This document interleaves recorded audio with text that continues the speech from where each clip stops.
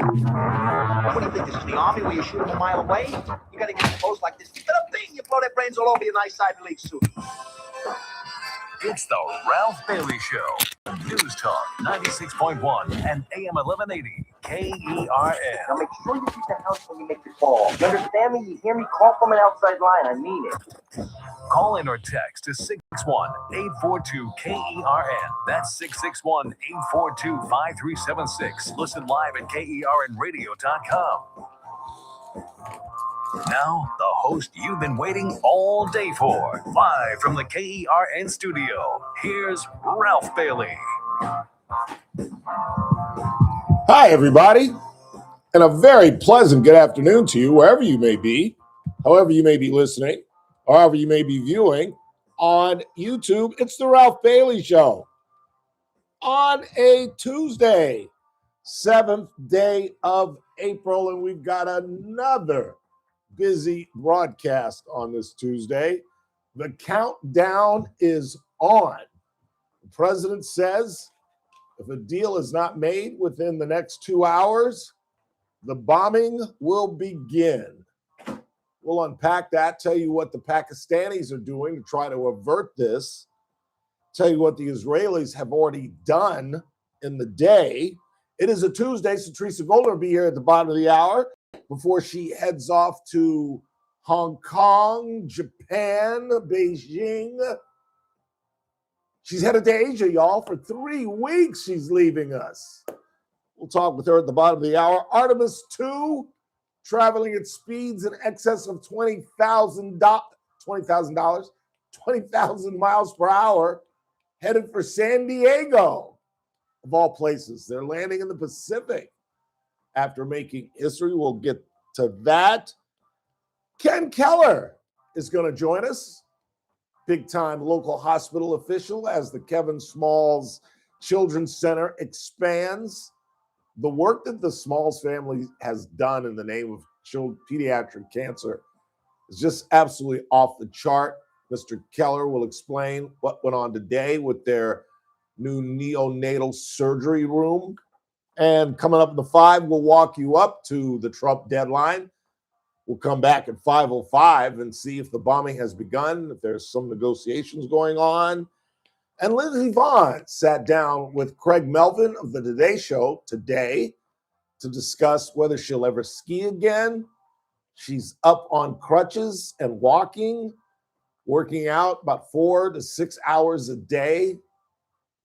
She is absolutely remarkable, absolutely remarkable. And meantime, the Dodgers keep rolling along. They keep putting up huge numbers, rolling up. I turned it off, to be honest with you. I don't even know. What was the final score? I think it was 14-2 last night. Shohei got another knock. And Dalton Rush. Is it Dalton? Dalton Rush, our backup catcher. I don't know what is Rushing? Rushing? Is it Rushing? I think it's Rushing. Did I get them both wrong? Dalton and Rushing. Our backup catcher. He went 4 for 4 and had consecutive home runs in as many days and had 2 last night. In other words, he hit a home run, what's today? Tuesday, he hit home run Sunday, and then Saturday, and then hit another one, 2 last night. So the Dodgers just keep rolling on in a division where we're the only team above 500. It's just absolutely remarkable. And we got some other miscellaneous news and notes. Jackie and Shadow. And I know I'm a little late. I'm a little on the late freight, but they had their eaglets. They have 2 children now to nurse. And maybe we'll talk with Jenny Voisin. She's becoming like a big-time celebrity. She is all over television. She is the woman with the Friends of Big Bear Valley, the ones that have placed the camera in the tree where Jackie and Shadow live, and have been giving birth to several clutches. Some have survived, some have not. The last pair were eaten by a raven. And so we were all nervous, crossing our fingers about this hatching. And it happened. There are 2 eaglets up in Big Bear Mountain. But we begin, obviously, with the countdown. We'll begin with the Pakistanis' peace plan. I don't know if you guys heard about this around noon, our time. The Pakistanis jumped in and are suggesting a 2-week ceasefire. that Donald Trump postpones his his deadline tonight at 5 o'clock for 2 weeks, and that the Iranians would open up the Strait of Hormuz for 2 weeks. Both sides say they're disagreeable to this, but there has been talk, as I told you there would be. Again, I'll double down on what I said yesterday. There's no way the bombs are flying at 5:01. When we come back at 5:05, there will be no bomb. There may be some hits. There may be some bridges taken out, but in terms of what the president said today, it's just not going to happen. And you're saying to yourself, what did he say today, Ralph? Well, let me tell you. Please stand by. Let the old man get his glasses on, and I will certainly tell you. Did the old man bring his glasses is the question. Thank you, Jesus. The president said today, a whole civilization will die tonight. A whole civilization will die tonight. And you guys want to argue with me that he's handling this well? The leader of the free world, the man that represents the United States, just said that at 5:01, he intends to wipe out an entire civilization. 93 million people. The very people he insisted before this began that he was going to come and save. And I've been pretty redundant, pretty doggone consistent that we do not want to be the bad guys. We want to help the Iranian people who cannot arm themselves, who cannot take back their government as we can with the Second Amendment. Now, obviously, good luck with that, but that's beside the point. At least the arm is there if needed. But he claims that, let me continue, a whole civilization will die tonight, never to be brought back again. I don't want that to happen, but it probably will. However, now that we have, and get this, this is the rich part. Now that we have complete and total regime change, where different, smart, and less radicalized minds prevail. Well, then why are we there?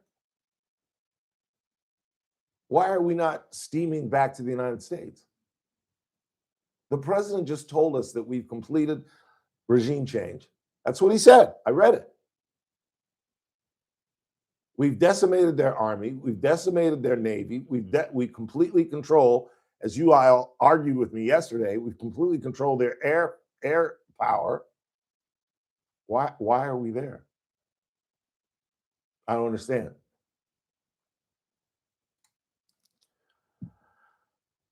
The Iranians retorted, threatening a civilization is more than anything a sign of ignorance of the history of a nation that has repeatedly overcome crisis. Like that for you? Let me translate that for you. We don't give a damn about our people. In fact, you know what instructions we gave them today? The Iranians, and I'm sure most of you have heard this by now, have children and women lining their electrical infrastructure so that when or if the president actually goes through with what he says, not only will he be committing a war crime in as much as he's attacking their power grid, but that he'll be killing women and children at the same time. I tried to explain this to you. This isn't a real estate deal. You're dealing with religious fanatics. You cannot try to influence, persuade, pressure people that just don't give a damn. Don't you understand that? If they're willing to kill, because now the president's number is up to 45,000. It was started at 15, and then he pumped it up to 20, and I remember he got to 25. Now he's up to 45,000. 45,000 people they whacked. All right, let's just, for now, accept the president's number. How do you negotiate with people that are willing to kill 45,000 of their own people? How do you negotiate with people that when you tell them you're going to take out the power grid, they send women and children there to defend it? This bombing is not going to happen.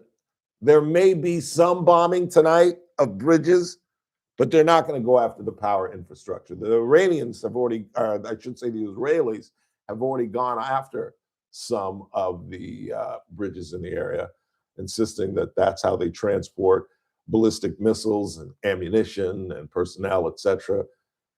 And that is the rationalization for going after that. Let's go ahead and take our first break of the day. When we come back, you'll hear from the president from yesterday's news conference.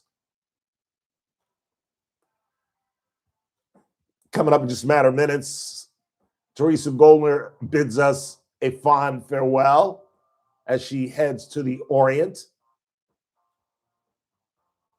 a geographical place, not a people.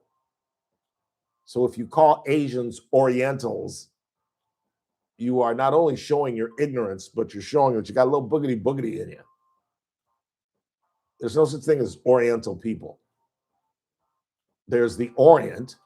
There are Oriental rugs, but people from that region are called Asians. Just saying. She is on her way to Japan, Hong Kong, Beijing, etc., etc., but we get to see her one final time before she takes off. Artemis is speeding its way back to the West Coast. We'll get you updated on that. And then in the 5, we'll walk you right up to the president's deadline. And you'll hear from Lindsey Vaughn, who is back in her home after 5 most recent surgeries. That's not including the surgery she had in Cortina when she was in Italy. No. These are 5 recent operations, and she still has 2 more to go. I can't even imagine. We are just getting started on a Tuesday, 7th day of April. It's the Ralph Bailey Show on 96.1 and streaming live at kernradio.com.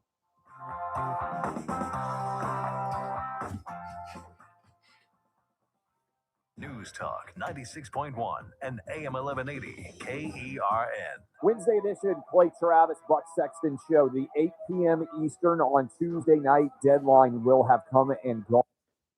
Did you want to do KC?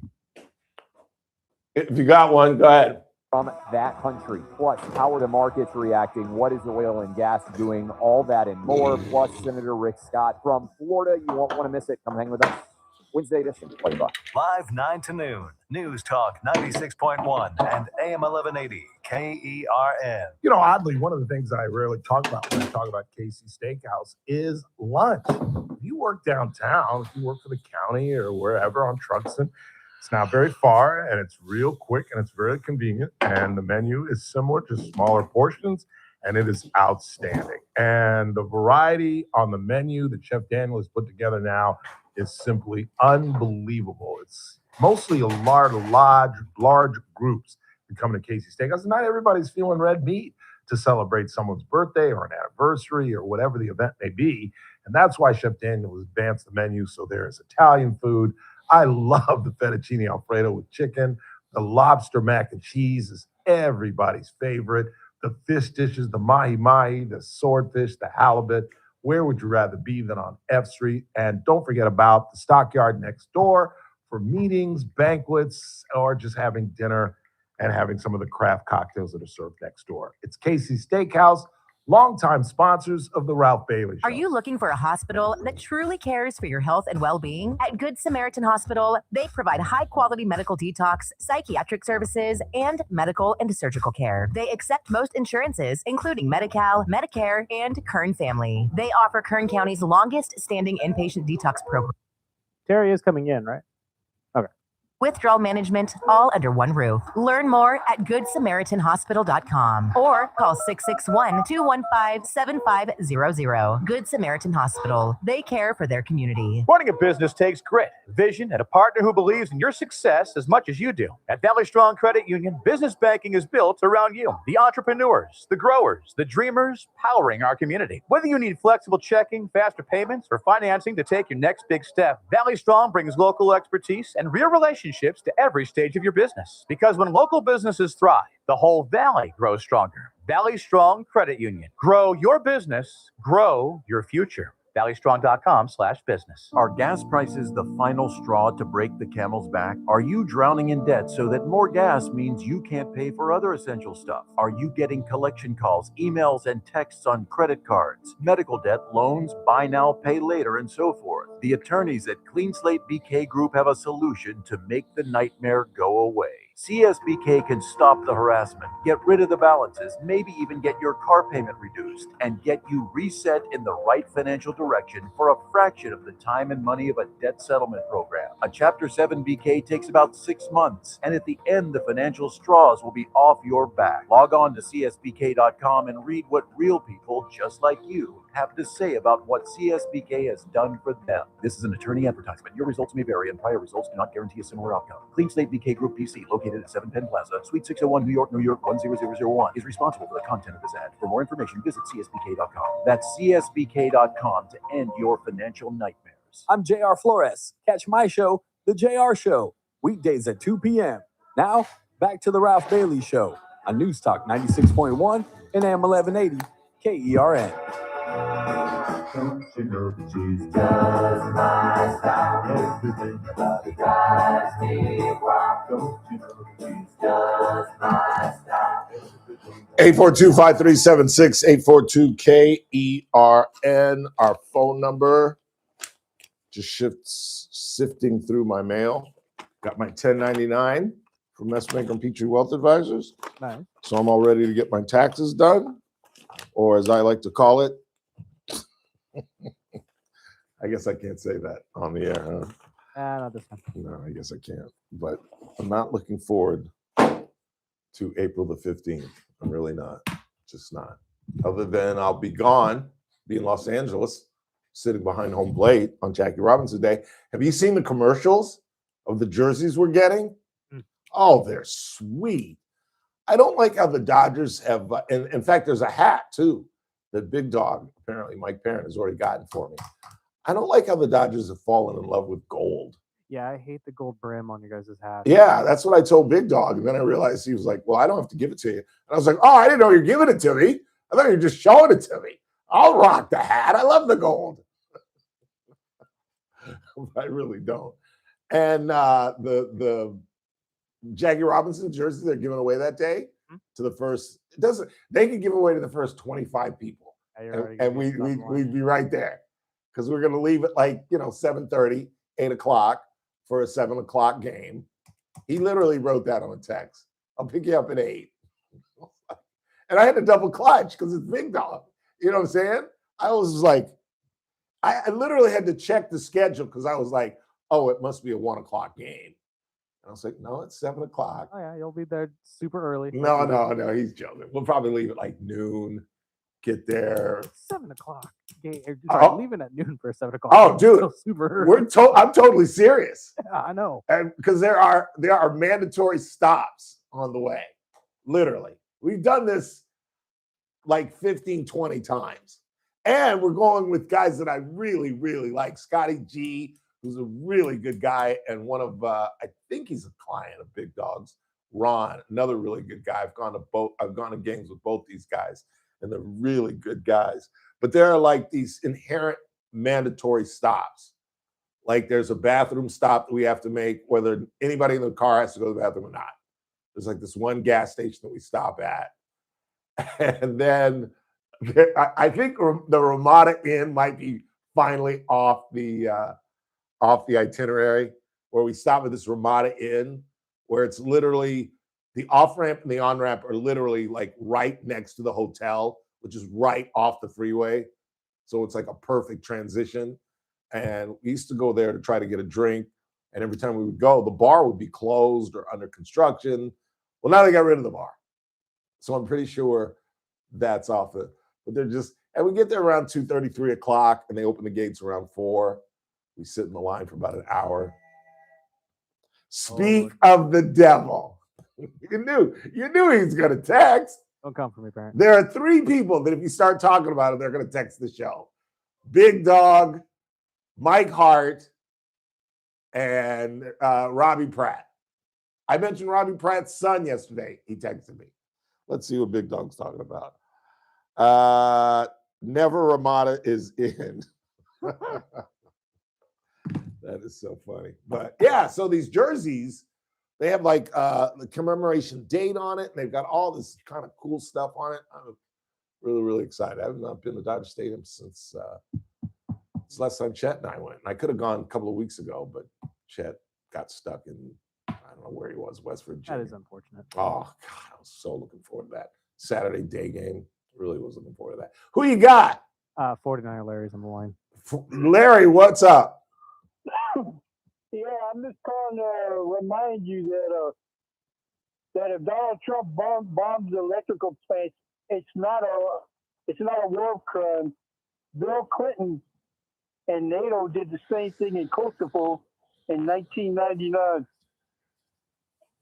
Well, I'm glad that you have made your international decree, Larry, and I'm sure that in all over the world they're on their edge of the seat wanting to know what you thought about this. We appreciate your thoughts. Thanks for calling. Yeah, thank you.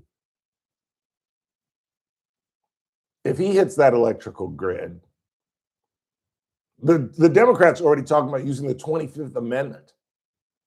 They're saying by going on Truth Social and saying that you're going to wipe out 93 million people, that they can make a case that he's crazy as a bedbug. We've never seen a president do this. Say, I'm going to, what did he say? I don't want to get it wrong. A whole civilization will die tonight. I mean, really? After the profane laden text the other day, open up the effing Strait of Hormuz, you something bastards. Now he follows it up with that a whole civilization is going to die. No, it's not, Donald. No, it's not. Stop it. Just stop. At about 4 o'clock our time, 4:30, there's going to be a miraculous negotiation development. And this all thing will be avoided. If I'm wrong, I'm wrong. And I think the Republican Party is going to go down in the midst of it. Here is what the president had to say in regards to this yesterday. We have a plan because of the power of our military, where every bridge in Iran will be decimated by 12 o'clock tomorrow night, where every power plant in Iran will be out of business, burning, exploding, and never to be used again. I mean, complete demolition by 12 o'clock. And it'll happen over a period of 4 hours if we wanted to. We don't want that to happen. The big difference between what Bill Clinton did and what the president is saying he's going to do is this is retribution. This is punishment. This is a tool in his bag to try to get them to do what he wants. That's a whole lot different than what Bill Clinton did. Bill Clinton did not come out and decree that a whole civilization is about to die. You can make an argument for hitting an electrical grid if, in fact, it's powering the military. But that's not the case here. He's talking about destroying every power plant in Iran. He's talking about destroying every form of transportation, every bridge, every highway in Iran. If you don't think that that's a war crime, you're on an intellectual level with 49er Larry. Just understand that. That you agree with 49er Larry and military men on the other side. So you pick on what side you think is smarter. 49er Larry or military men who have dedicated their entire life to the military. Me personally, I'm going to side with the latter. Call me crazy. What are you going to do? I know 49er Larry is a foreign policy genius who for years has been studying these things and knows the ins and outs, but I'm going to go with the military men. Yeah, I think that's the smart play. Quick timeout. Our vagabond judge, who has no sense of love for this broadcast, gallivanting off to the Orient without us, joins us one final time. Teresa Goldner is next.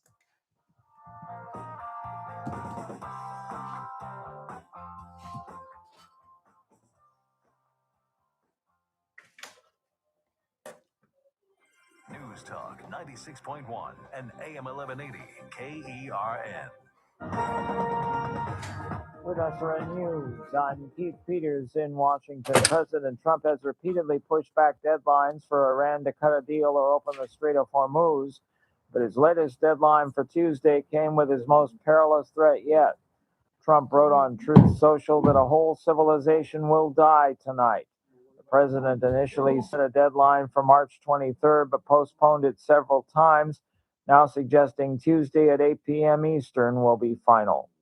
A founder of one of Mexico's most powerful and violent drug cartels has pleaded guilty in the U.S. to a federal narcotics conspiracy charge. Eric Valencia Salazar co-founded the Jalisco New Generation cartel with Nemesio Oseguera Cervantes, a drug lord known as El Mencho, who was killed by the Mexican army in February. More details at srnnews.com.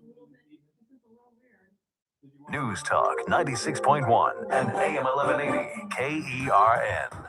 From the KERN Newsroom, your live and local news update on News Talk 96.1 and AM 1180 KERN. The Voice of America property in Delano has been idle since 2007, but now the city manager says developers want to turn the property into something big, and that means more jobs in the city. So Monday, the city council began the process of selling the majority of it and keeping 20 acres for park space. A woman was hit by a car in Oildale Saturday night and had major injuries, says the Highway Patrol. That happened at Chester and Harding, and CHP says the driver stayed and cooperated with police. 41-year-old Larry Curry Jr. is missing and at risk. He was last seen last night at 7 on Espy Street, which is north of Well Park, and is 5'8", 120 pounds with brown hair and brown eyes. I'm Chris Davis in the KERN newsroom with news every half hour and when it breaks on FM 96.1 and AM 1180 KERN. If you owe back taxes, listen carefully to rule number 1. Never go up against the IRS alone. They're cracking down, freezing bank accounts, garnishing paychecks, canceling passports. Even your home or business could be at risk. But here's what they don't tell you. The IRS has No, it's on the phone. I put his number on programs there. that could Yeah. save you thousands. Hey. That's why smart people call Optima Tax Relief, America's #1. The Wayward Traveler. Nobody knows these programs like the experts at Optima. Their team of tax attorneys and licensed Good professionals have googly moogly. resolved over $2 billion in tax debt for people just like you. The IRS is not stopping, so don't You're on the wait. intellectual Don't come on alone. of For 49er tax help you Larry. need, for tax help you can trust. Call Optima today for a free consultation. Call 800-343-6460. I don't remember what I said. 800-343-6460. 800-343-6460. Oh. What are we talking about? Wednesday's Armstrong and Getty show. Well, Yeah. I guess we'll be talking about the end of Persian civilization or not, depending on I what know. Trump does. And if you think the conflict in the Gulf has caused economic ripples in the U.S., and it has, we'll tell you what it's doing around No, the no, no. world. I don't. It's interesting. And of course, as other stories I do hate him. continue to develop, I think he's a nut. Don't you think he's a nut? Left-wing spin on the next Armstrong. Oh, he's a nut. Weekdays noon to 2 on News Talk 96.1 and AM 1180 KERN. The Armstrong. I mean, he is a and bright Getty guy, Show. which Weekdays makes him noon even to more 2 dangerous. on News Talk 96.1 and AM 1180 KERN. Now, back to the Ralph Bailey Show. Come along if you feel like a room without a roof. All right. Come along if All right. you feel like happiness is. It's a Tuesday. Making her farewell appearance for at least 3 weeks, our traveling secretary, Judge Teresa Goldner. So are you ready? Are you set? What is takeoff day? Takeoff day is Monday, This Monday. but I'm not ready or set. Have you begun to pack? I'm one of those. Oh, hi, Ralph. How are you? I'm sorry. Hello, how are you? Good to see you. Thank you. Okay. How are you today? I'm outstanding. Got some sleep last night. I was a little shaky last night. And by the way, you know who looks really nice? Who's that? I want to compliment him on it. Chris Burdick. He looks great. Have you noticed his haircut? His haircut? Yes. He looks wonderful. He looks terrific. Oh, you look wonderful. Doesn't he look great? He does. I don't want to embarrass you, Chris. He looks terrific. All right. You didn't even notice? His haircut? It's a big deal. Traditionally, I wear a hat. He was wearing a hat and a hoodie yesterday. Oh, have you seen his hair under the hat hoodie before? This is an improvement. You do understand that I'm a heterosexual. You do realize that, right? I really don't pay attention to my Chris, I'm producers. sorry, are we embarrassing you? Not at all. No. I don't really pay attention to my producers. How much did you cut off your hair, Chris? I could not tell you It was the a length. lot, wasn't it? It was, yeah. It It was was a getting lot. pretty Where'd you go? You go Supercuts? No. I just had a buddy do it. He's a barber. Okay, that must be nice. Well, he looks terrific. I just want to. You should go to Gooby. Honestly, I thought about calling him. You but really I didn't know should. exactly how busy he'd be. We have a sales executive who does my hair. Yeah? Does he just? You never compliment when I get a haircut. But Well, maybe it's because you I'm wear kidding. the headphones when I'm in here. kidding. I'll have to I'm pay kidding. closer attention. But to answer your question, Yes. I'm not ready, but I know what I have to do to be ready. How's that? All right. I'm So like, you haven't I'm even like batter up for getting ready. you haven't even begun to pack. No, I never. I'm one of those. You know how I pack? I pack Sunday night I go for Monday like flight. A couple hours before I have to leave. I go into my closet. I look and see what do I need, and I just get the clothes hangers, and I keep the clothes on the clothes hangers. And then I just put the suitcase on, and I just go. Whoosh, whoosh, whoosh. Yeah. And I don't even take them off the clothes hangers. I just leave them on and pack them like that. How many bags are you taking? We're only allowed to take one suitcase and one carry-on. Really? So there you go. And the price of that just went up. Did it? Yeah. Oh, I don't know that. That's how they're getting you. I think we prepaid ours though. Oh, that's good. It's all paid for. They are reluctant to mess with airfares. So how they're getting everybody, because gas, jet fuel doubled, went from 212 to 408. Wow. And so they don't want to mess with the airfare because that'll scare people off. So they're getting you on the backside where they've increased. It's like $15 more to check in a bag, and I think it's $10 more for a carry-on. Sad. Because do you know that? Do you? Every which way, aren't Yes. they? Do you know airlines now charge you for carry-on? My last trip to Vegas. I knew that. My last trip to Vegas, I stupidly took the yellow Spirit plane, and they charged us $79 a bag each way. That's terrible. $79. That's not right. That's crazy. I'm sorry to hear that. For a carry-on. Wow, that's really bad. Yeah. So next time I go to Vegas, I'm going in it with a backpack. I really am. Well, I have watched little videos about people that they just go with a lot of layers of clothes on. I've seen that. You should do that. For 2 or 3 days, I could almost pull that off. For 2 or 3 days, I mean, I'm going to wear this. I could wear 2 pair of pants for like 3 or 4 days. Yes. A couple of shirts. Yes. A couple of t-shirts, throw in a backpack. You could wash your I'm underwear good to when you're go. there. It's all good. I don't. What? To wear what? What are you talking about? I don't know what you're talking about. Emerson Bailey, please tell me that you wear underwear. I wish I could, but no. Are you kidding? Are you? Why would I serious? lie? Why would somebody lie you- about that? Ralph, you I am wear- Dr. Commando. Ralph Emerson Bailey. What? I can't believe that. Has I'm my stock I'm dipped I have in to your say, mind? I am truly shocked. You don't wear Really? underwear? No. Oh my goodness. Maybe you better bring more than 2 pairs of pants. That is not uncommon, Judge. Really? It's not. Okay. I don't know if I should be sitting this close. Did I embarrass you? No, you're just funny. You're joking. I am not- wear underwear. You have to wear underwear. You want me to pull my No. hip down? You want me to show you my hip? No, I don't. I wanna will see show your you my hip. No. Okay. You can show your. You want me to show the audience my hip? It's up to you, but I'm turning the other way. They've seen my booty when I go to deal with the thing. My shirt pulls up. In fact, one listener literally screenshot it where I look like the plumber with the butt crack, and he actually screenshot it. Did he send it to you? Yes, he did. Are you going to put it up on your? No, I'm not, but I'll show it to you at the break. I will. If you're interested in seeing my butt crack. I'm going to pass on that too. You're going to pass on the I'm butt gonna crack? pass on the Okay. butt crack. All right. Definitely going to. Let me know, because I've got it right here. You know. Well, I hope it doesn't go anywhere. No. You'd be the first to see it. I'll tell you that. I'm not running around showing I off have my to tell you, I haven't my been BC. shocked. I haven't been shocked by anything in a long time, and I am honestly shocked by that. I'm the first man you've ever heard goes commando. Really? Yes, the first. How could that be when there's a name for it? I didn't create that. The first adult man. I mean, on teenagers, I get. No, children have to wear drawers. No, you got to I'm wear talking about drawers. teenagers. You know, like That's what I'm saying. Teenagers got to wear drawers. Teenagers. Oh my God. They're not quite up to the hygiene standard that we adults are. Yeah, but so they have to wear. They have to wear drawers. Going naked is not hygienic. Yes, but I have a bidet in my apartment, so I'm good. Oh, okay. All right. What about when you go to Las Vegas? She actually bought that.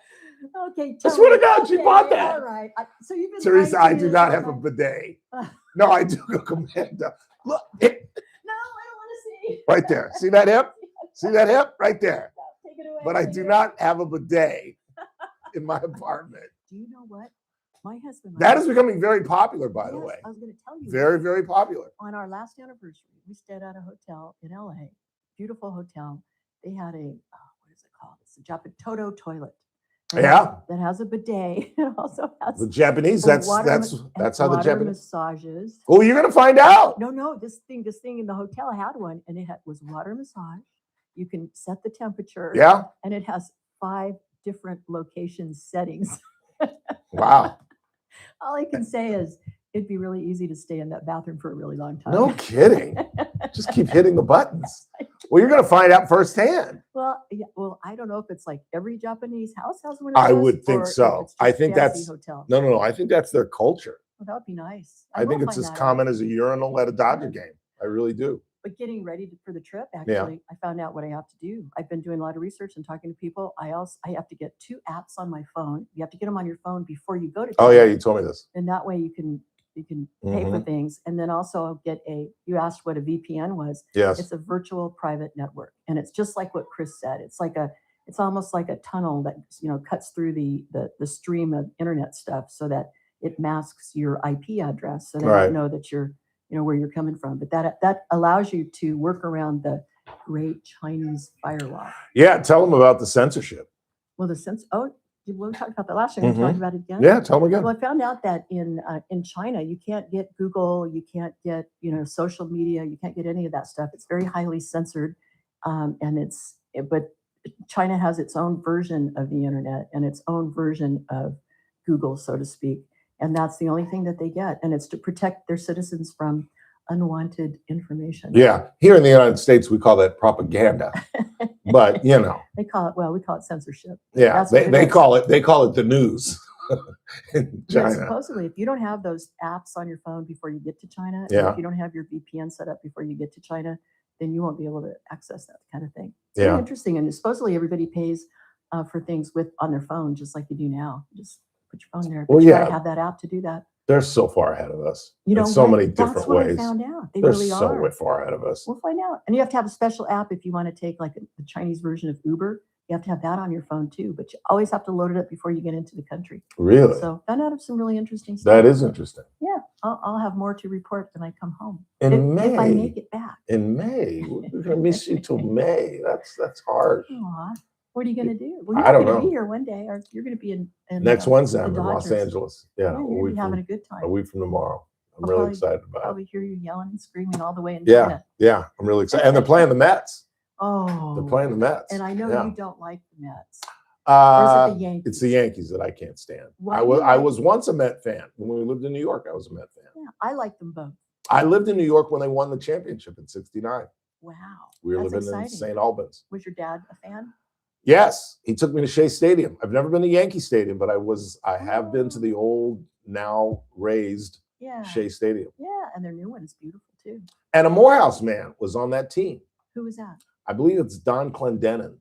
Is a Oh. Morehouse man that Was was your on dad, in you and your '69. dad were rooting for him? I don't remember. I was 6 years old. How fun though. I just remember Shea Stadium. I remember Rusty Staub because he had red hair. Mm-hmm. You know how they're just like those faint memories of your childhood? Like, I don't remember the day that we went to Shea Stadium, but I remember climbing. It had like a spiral staircase. It wasn't a staircase, it was a ramp that spiraled. I remember that, like I said, Rusty Staub because he had bright red hair, and I'd never really seen a red-haired professional athlete. And I remember Ron Swoboda made a diving catch that day. Wow. That's about all I remember. You know who I remember from when I was a teenager, and I don't even know. I just remember his picture now. Remember a guy named is it Raleigh Fingers? Yes.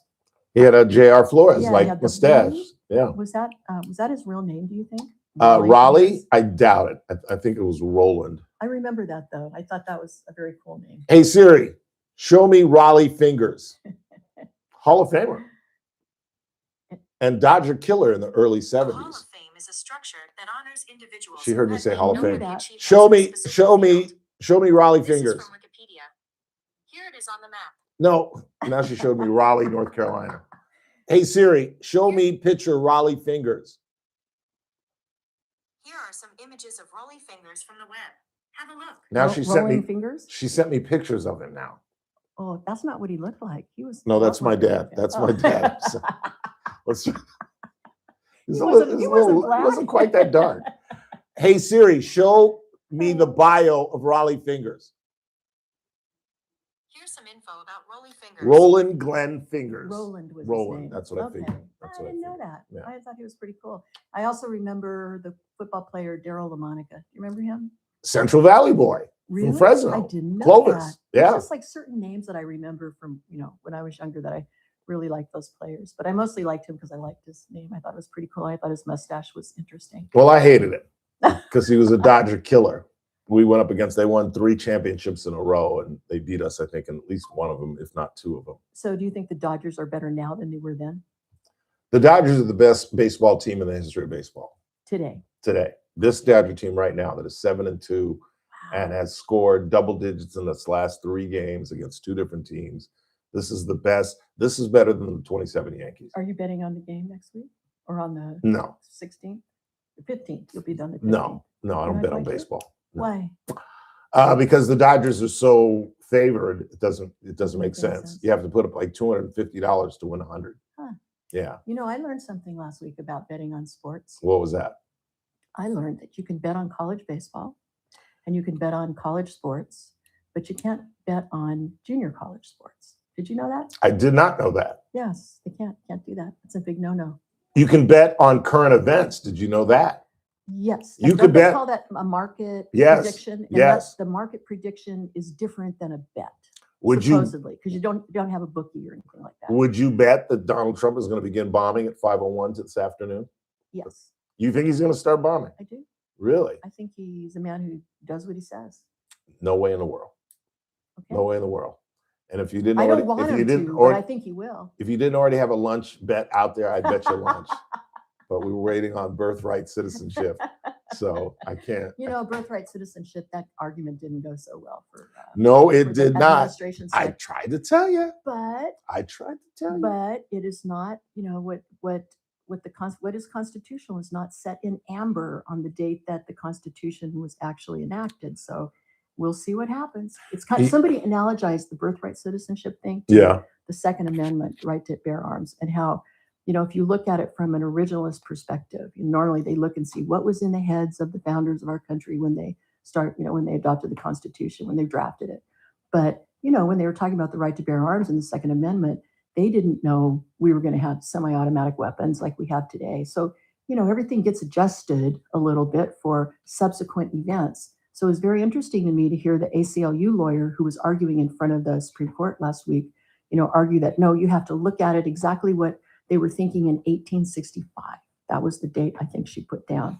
And I disagree with that. I think that you can look at all these other things. And I am sure that the founders did not anticipate all the birth tourism and all the illegal alien people coming in like they are now that were not even, they probably never even considered that back in the day. So I think they can look at subsequent events. And I think, I'm not going to give up hope yet. So you believe that the Constitution is a living, breathing document that should change with the times and the eras, I et think cetera, that et cetera. part of it, you have to tweak it for that. I don't know that it's living and breathing like that. I think Well, it's you know more- what I mean. I think it's more Figuratively I think speaking. it can be changed. I think the interpretation of it has to make sense modernly, but not in the way that I think a lot of truly left-wing leaning judges have interpreted it sometimes. Did you listen to the arguments? I did. I listened to all of them. I was mesmerized. Did you not hear the excerpt where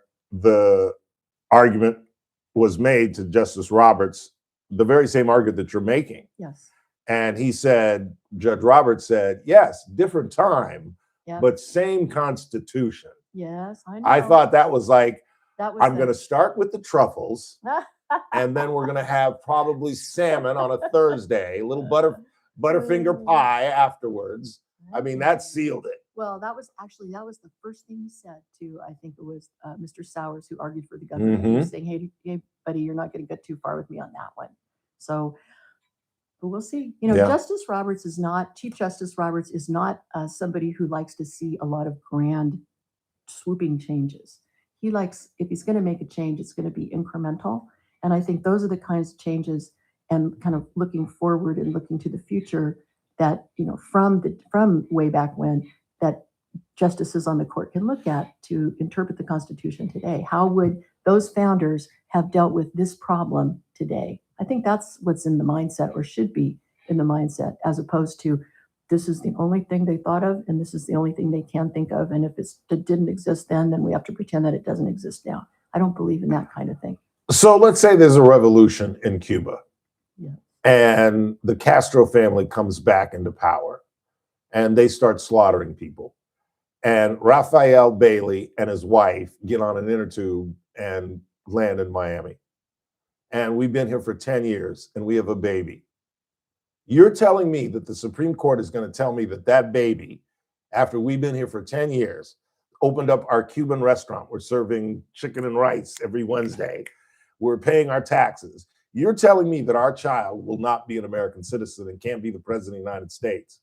If you were not a citizen when your child was born, if they interpreted under those same circumstances, that I'm leaving an oppressed society, I'm trying to, you know, live up to the dream of the Statue of Liberty, and I come to this country looking for, and I'm here 10 years, I'm paying my tax, and you're telling me that my child will not be president of the United States? I don't believe that was the intent of the framers when they wrote the Constitution. That's what I think. So then John McCain should not have been able to run for president. Well, no. He was not born in this country. But his parents were. If you're the child of a naturalized citizen, or if you're a child of a citizen, you're fine. We're talking about people whose parents are not citizens of the United States, never went through the process, and they were, in your hypothetical, that's how I took your hypothetical, your parents were from, or you were from Cuba. You never came to the United States before. You came in here illegally because you were being persecuted. But the answer to your dilemma is you can apply for protection as a refugee. So where is that child from? Cuba. Even though he's never been to Cuba. He's never set one foot in Cuba. He's a Cuban citizen. Until he becomes an American, he's Cuban. Yeah. That makes sense to you? Under the that a human being not born in the country that you're assigning them to gets assigned a country, even though they've never been there. If your parents are citizens of a foreign country, you are a citizen of that country. The child's citizenship goes with the parents, and that's true today, unless your parents become an American citizen, and then you can become an American citizen. But we're talking about people whose parents were never American citizens to begin with. What do you got? I'm sorry, Chris is freaking out. Trump has agreed to a 2-week ceasefire with Iran. Boy, there you go. That's good. That's wonderful. I hear the applause right now.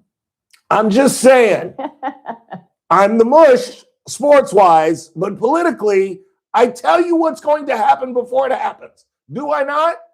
Do I not on a daily basis tell you what's going to happen before it happens? I'm just saying. So there is a condition. Oh, Lord. Here we go. Is that Iran reopens the Strait of Hormuz?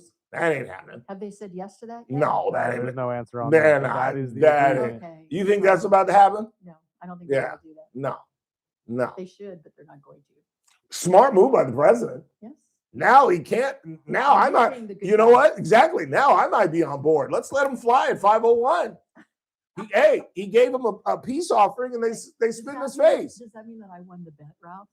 What bet? We didn't make a bet. That's right. There's no bet. There's no bet. That thing. You see that thing go off the table? No, I defer to you on all things political. I really do. Well, that's a mistake. And your prognostications. I believe you're always right when that comes to politics. That's true. You really are, and you're pretty much right when it comes to sports. No, that is definitely not true. On legal stuff, though, I beg to differ with you on some things. Well, I'm 1-0 against you so far in terms of bets. Which one did you win? I can't remember. Do you remember the If bet you that I can't won? remember, it doesn't count. I know. You're right. You're right. I'll give you that. Did you win one? Yes. Did I not win Oh, one, Chris? you did, and that's what I'm trying to I remember. did. I know I That did. means I really do owe you lunch. Yeah, you do. Yeah, I'm just a little bit. Just the Facebook one? Facebook. No, I think won she a was Facebook right about one. Facebook. We didn't make a bet on No, that. you were right about Facebook. Yeah, I was And I thinking thought that you was would gonna be. happen. Yes. No, it was something. I'll go back. You know what I'm gonna do tonight? Because I got no You life. just want to make sure you get I'm gonna that go free back lunch. through old legal pads and try to Oh, you're find so it. funny. Yeah. So but- one of all the right. things I thought was We funny- got 3-4 minutes. 3 or 4 minutes. One thing I thought was really kind of interesting that I read in the news today was Eric Swalwell. Did you read that? No, Have you I talked think about it? no. I'll give this to you so you can talk about it later. But where he's saying, I did not have an affair with a Chinese spy. So Well, that's a very long allegation, we'll have to right? go see what. I'll have to research it when I'm in China. I'll see if anybody knows her. If she slips, did she get deported back to China? Mhm. I thought she did. Mhm. I'll have to see if I can track her down when I'm over there and ask her if she knows someone named Eric Swalwell. Do you think I'm crazy? Kathy thinks I'm crazy. I think Chad Bianco and Steve Hilton are going to be the top 2 vote getters in the gubernatorial race. I really do. Call me nuts, call me cuckoo. I really believe that. Oh. I think that high-speed rail, homelessness, gas prices have just fed up this state. And the fact that there are 8 Democrats are going to spread it out. And nope, there's no front runner. I thought it was going to be Swalwell. I thought Swalwell was going to come in and walk away with this thing. Well, if I were a Democrat, and I'm not, but if I were a Democrat, I would not vote for Katie Porter. Never.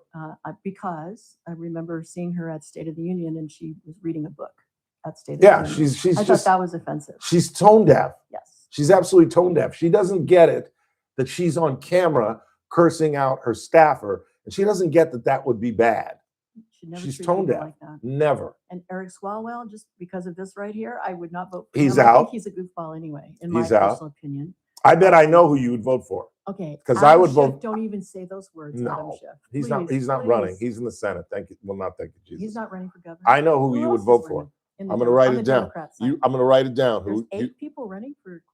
Well, actually, there are like 60. No kidding. Yeah, there's a Do you- Barack. There's a Barack Obama running. Oh my God. Yeah, it's crazy. Do you remember when Schwarzenegger ran? Yes, First time? I do. Remember how fun that was? Remember that the ballot? I was so had. big. I can't find them in my filthy apartment, but I have a deck of 52 cards that are all the candidates in the election, That was fun. to see all including that. There was an including Indian- a there's an C- Indian. he's the CSUB employee. Oh, you're kidding. The Native American guy The one I that ran knew. for governor? Yes, You're kidding. long hair. He was a custodian at CSUB, and I know the guy because he would come and clean the newspaper office. And so his picture was on. His that. picture was It on one of the that. cards. Oh, Yes, it my was. goodness. Yes, You know it what? was. I Along with a porn star. I have a funny story to tell you about. Quickly. Okay, so I was a brand new federal court judge. They send me back to federal court judge school in DC at the Thurgood Marshall Center, which is where all the judges go. Nice. And there are about 60 of us. And I took a picture of the whole ballot with everybody's name on it. And it was 3 pages long. And I gave copies of it to everybody in my class. And everybody had fun with it. They all put it up on their doors when they went back after class. And we laughed about it the whole week we were there. Everybody thought we were crazy. And by the end of the week, everybody had a Schwarzenegger accent. It was great. That judge's humor. We had so much fun. Who would you vote for Um, if you were a Democrat? I don't know. I can't think of anybody right Oh, now. I thought you had somebody. But I will. Because vote- if I had to vote for a Democrat, it'd be Tom Steyer. that makes sense. Yeah. You know who I'm going to vote for? Who are you going to vote for? I'm going to vote for Mr. Hilton. I'm not sure who I'm going to vote for. I have an affinity for Mr. Bianco because he's come on the show many times. Oh, and well, then you should vote for Sheriff him. Youngblood supporting him and Angela Barton and the KLEA. But Do you want to make a prediction? Who do you think? If it's those it's two, going to be Hilton. Hilton will You be the think top vote getter among the Republicans. There's no question about that. And do you think the Democrats will vote for him since he's not quite as conservative? If it's a Republican against a Democrat, I think it's going to still be a tough haul. It's going to be a tough haul. That's why I'm hoping that it'll be the two in the general. Tom Steyer have a good Have shot. a wonderful, wonderful trip. Thank you, Ralph. And please tell me, You do wear underwear, don't you? Yes. Oh, good. This is AM 1180. That was great. That was really KERN. good. Green Acres. This is 96.1 FM. Why would I lie about that, Teresa?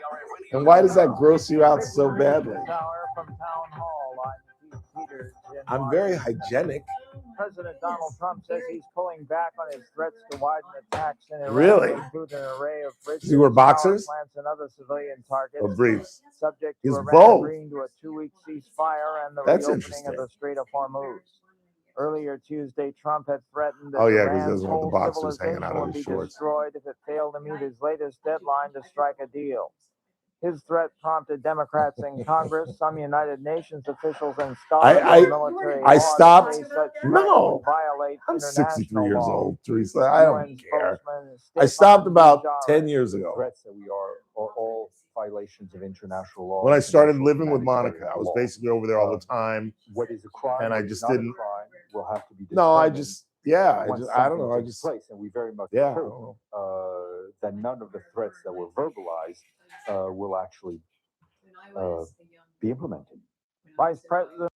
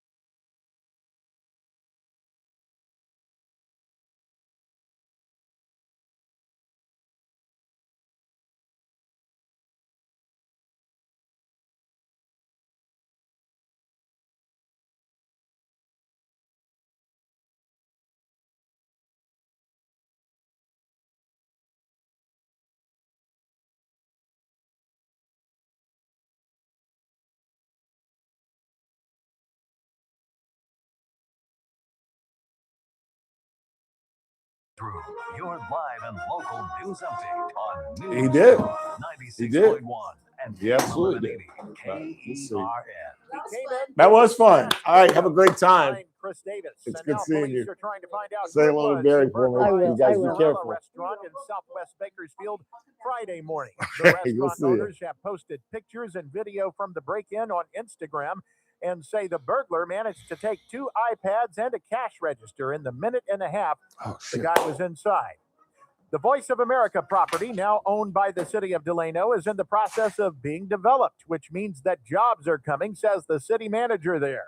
At Monday's council meeting, the council voted to keep 20 acres for park development and begin the process of Star! rest, which means it must first be made available for housing development according to state law, but then can be sold to the prospective developers who may be bringing housing and retail and other features to the property. It was on North Chester Avenue at Harding and Oildale Saturday that a woman was hit as she crossed the street, says the Highway Patrol. They say the woman was crossing outside the crosswalk when she was hit by a Hyundai that was going about 35 miles per hour. The woman was taken to Kern Medical with major injuries, and the driver stayed and talked with police. They do not believe that drugs or alcohol were involved.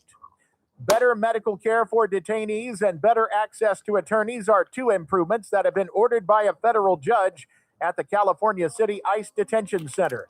That judge says people there need better and faster screenings for medical conditions and that visits with their attorneys need to include improvements to both the in-person visits and the phone calls. Gas is getting closer to $6. The average now $5.91, says Gas Buddy. I'm Chris Davis in the KERN newsroom with news every half hour and when it breaks on FM 96.1 and AM 1180 KERN. What do you think? This is the Army where you shoot them a mile away? You got to get up close like this. Bing! You blow their brains all over your nice Ivy League suit. It's the Ralph Bailey Show on News Talk 96.1 and AM 1180 KERN. Now make sure you leave the house when you make the call. You understand me? You hear me? Call from an outside line. I mean it. Call in or text to 661-842-KERN. That's 661-842-5376. Listen live at KERNradio.com. Chris. Now, the host you've been waiting all day for. Live from the KERN studio, here's Ralph Bailey. Hour 2 of the broadcast on this Tuesday, 7th day of April. Still got lots to do. Coming up, you hear from Lindsey Vaughn. She sat down with Craig Melvin of the Today Show today. Talk about her future, how her, what? How her... JR was saying something. Oh, how her recuperation is going, and if she ever intends to ski, period, or ski competitively. You might be surprised to hear her response. And since there is no deadline, or I suppose there still is a deadline, there's been a development in the Trump deadline at 5 o'clock Pacific time. The Pakistanis have put together a 2-week peace plan where if the president delays his deadline this afternoon for 2 weeks and the Iranians open up the Strait of Hormuz, then there will be a 2-week cessation of military action, but no word from the Iranians. And if you want my opinion, it ain't gonna happen. There's no way they're gonna open up the Strait of Hormuz for 2 weeks. This is not gonna happen. That's their only chip. That's their only leverage. They're not giving that up. And, you know, once again, I got to break my arm and pat myself on the back because I told you the bombs are not going to be flying at 5:01. I told you there would be an 11th hour negotiation. And at the 11th hour, there's been negotiations. In the meantime, our good friend Ken Keller is joining us to talk about the incredible work that the Small family has done in terms of pediatric care. It's a heartbreaking story that they went through and the transition that they've gone through and doing something that no parent should ever do, and that is bearing a child. And joining us is Ken Keller to talk about some of the new additions at his hospital. How are you, sir? Appreciate you taking the time and coming on the program. Thank you very much for the invite. I'm looking forward to the conversation, and just to be on the record, yes. I am not going to ski competitively. No, you're not going to ski competitively? Very good. That's good to hear.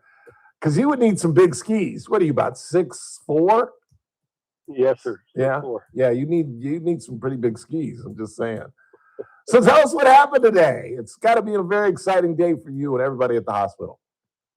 Yes, sir. Today is a very, very good day. It's something that we've been looking forward to and working toward for a number of years. We announced and basically held a reception for the opening of our dedicated pediatric operating rooms and the suite of support infrastructure along that. It's two ORs just for kids. It also includes 8 rooms that are pre-op and recovery, private rooms for the patients, separate waiting area just for families of the kids that are going through surgery, and the rest of the technology, instrumentation, equipment, and so forth, so that we can do pediatric surgery at Memorial. And as Kevin mentioned today, it really ends up being the capstone of the Lawrence Small Children's Center, giving it the segue to be really a full-service, comprehensive pediatric hospital within a hospital. That is amazing. And I don't think people who have just moved to this community or are like, for example, my producer who's only 31 years old, understands where we are and where we were. I tell this story constantly. Sue Benham had just left the city council and she was in the medical industry. And she'd heard me on my show years ago. This is years ago. I was back at Buckley Radio.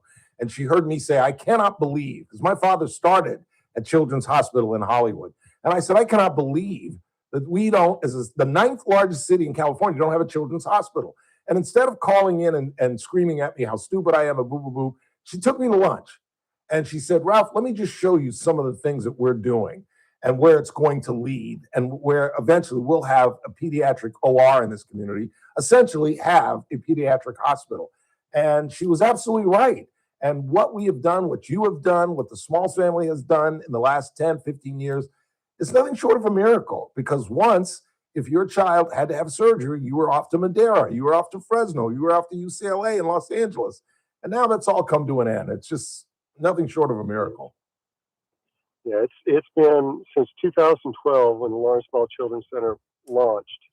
We now have 35 beds, inpatient unit just for kids, which includes 3 isolation rooms, a dedicated pediatric emergency room, the Robert A. Grimm Emergency Pavilion, 8-bed pediatric ICU, 31-bed neonatal intensive care unit, now the ORs.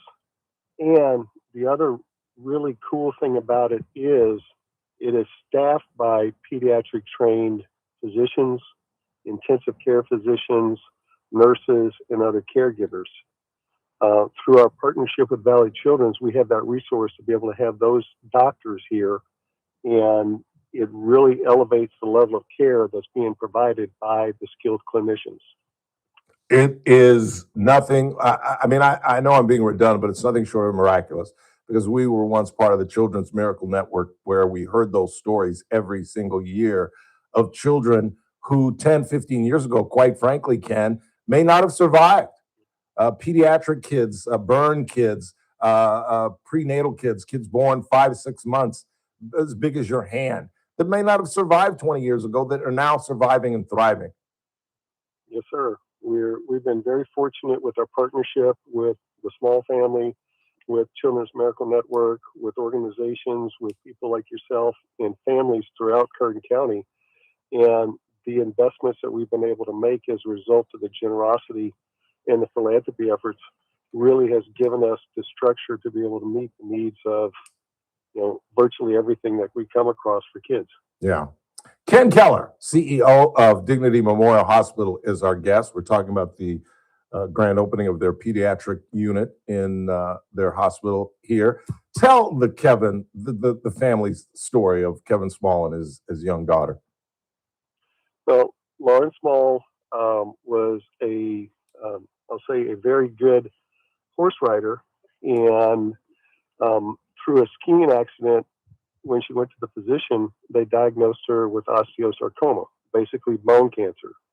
The Smalls had the means, the fortitude, and the support, and sought care in LA, at MD Anderson, Houston, and a number of other places throughout the country, and in some cases worldwide. I was going to say, they traveled globally. They did.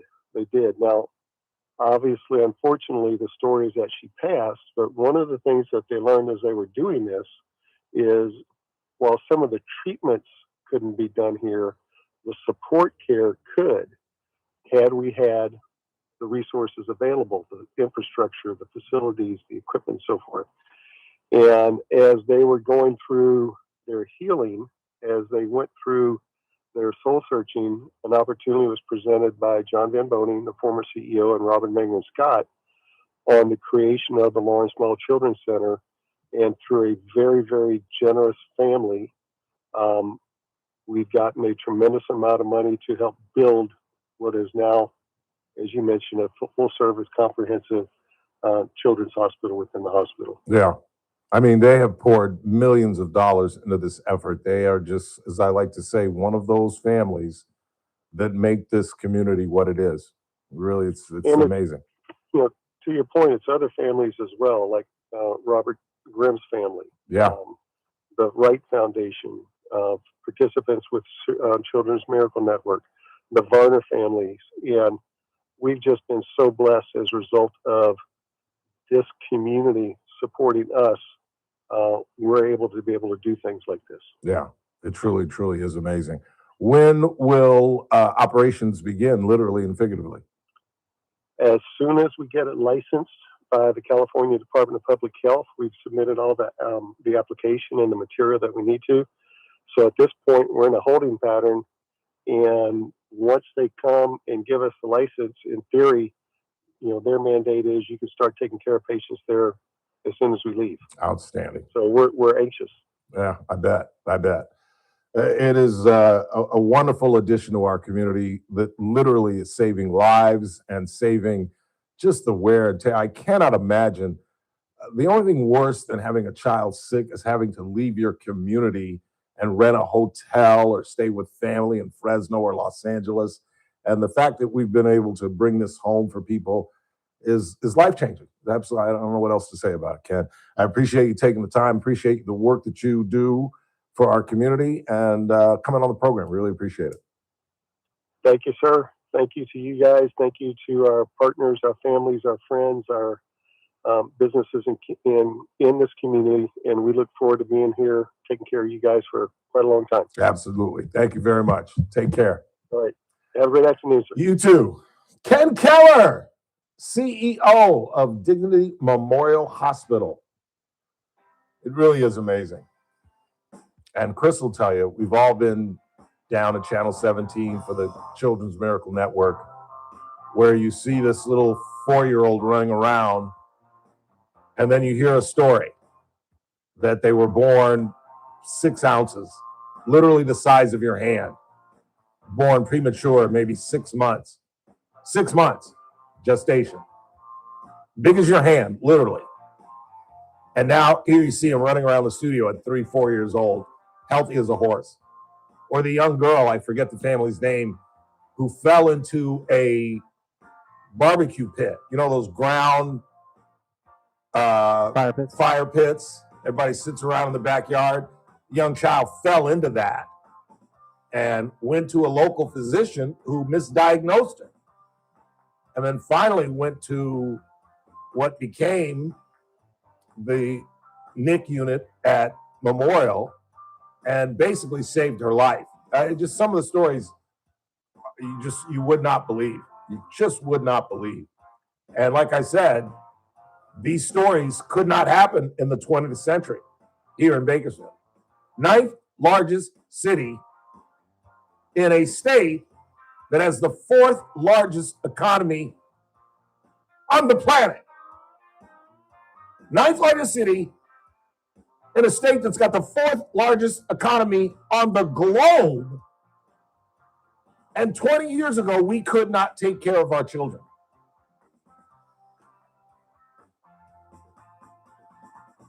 It's the people that makes this community. And the small family, what they have done is immeasurable. It really is. I don't even have words. Quick timeout. We'll come back, check the board. Bottom of the hour. We'll get into update on Artemis 2 as they are headed to San Diego. They're splashing down just west of California in the Pacific Ocean, our largest of our 5 oceans, 7 oceans. I don't know. Then I don't know what we're doing in the 5 o'clock hour. We're going to walk up to the deadline. We'll see what's happening. There's been a development. We'll get into that when we come back. And you'll hear from Lindsey Vaughn, who sat down with the folks from the Today Show this morning.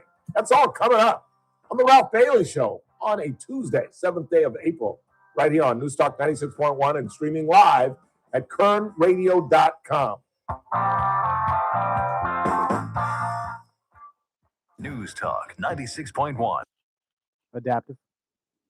And it's the JR Show. So the IOC has finally done the right thing and banned transgender people from women's sports. They didn't do it for men's sports because you don't see the issue of trans people going from women to men trying to compete with men. No, you only see men trying to compete with the women because they know they have an advantage. And if they're not happy with that decision, well, they can just take their ball and go home. The JR Show, weekdays at 2 p.m. Are you a local business owner who is not extremely happy with your IT team? They're a group that's trying to put you in their own kind of square, their own kind of bubble, Well, that's why you need to pick up the phone and call the folks at Adaptive Networks. I know that's what we did here at American General Media, and it's been all the difference in the world for our radio station because, as I've talked about constantly, whenever I talk about Adaptive Networks, when something goes down with our IT, we need a company that's going to be there. We don't need somebody to tell us, oh, it's a Friday, we'll be there Monday first thing, or it's Monday, we'll be there first thing Tuesday. No, we need you now.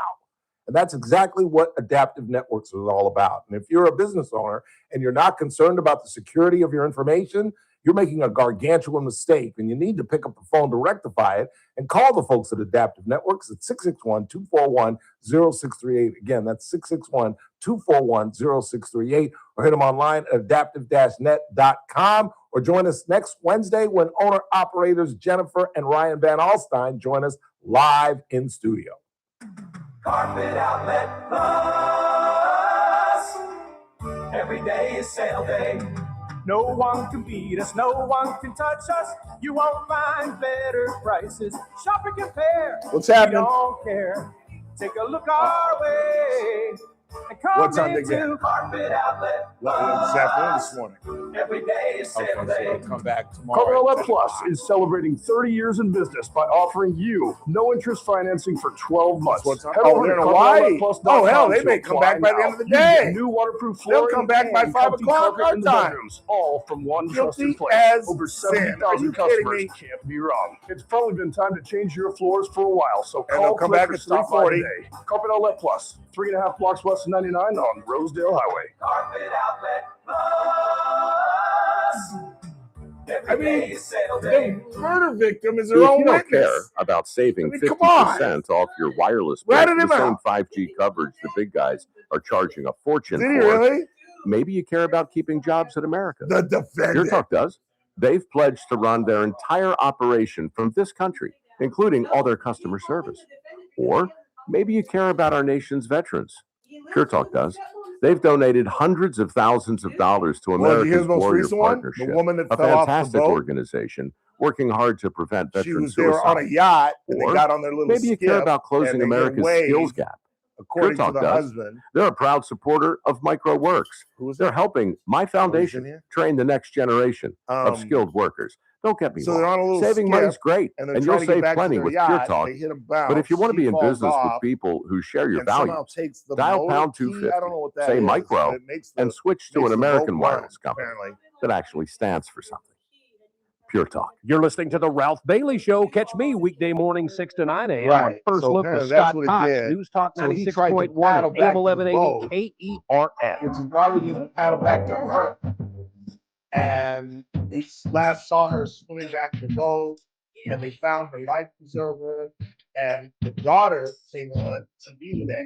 It's like, I haven't talked to him. I won't walk his step. I don't want to talk to him. So I go down there. Yep.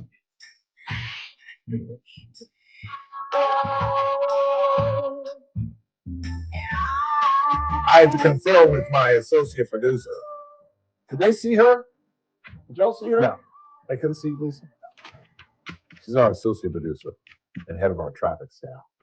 842-5376, 842K. We were talking about the Hawaiian murder case. You guys, anybody been following this? I haven't really done it on the show, where couple, he caught her cheating, so he took her on a Hawaiian vacation.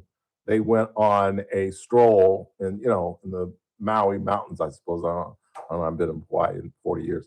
And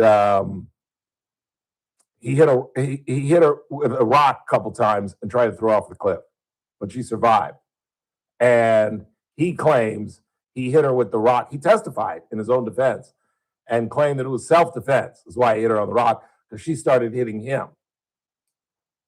And yet she's the star witness because she's the victim. And his son testified against him and testified that the dad, who he calls on the stand the defendant, he didn't call him the dad.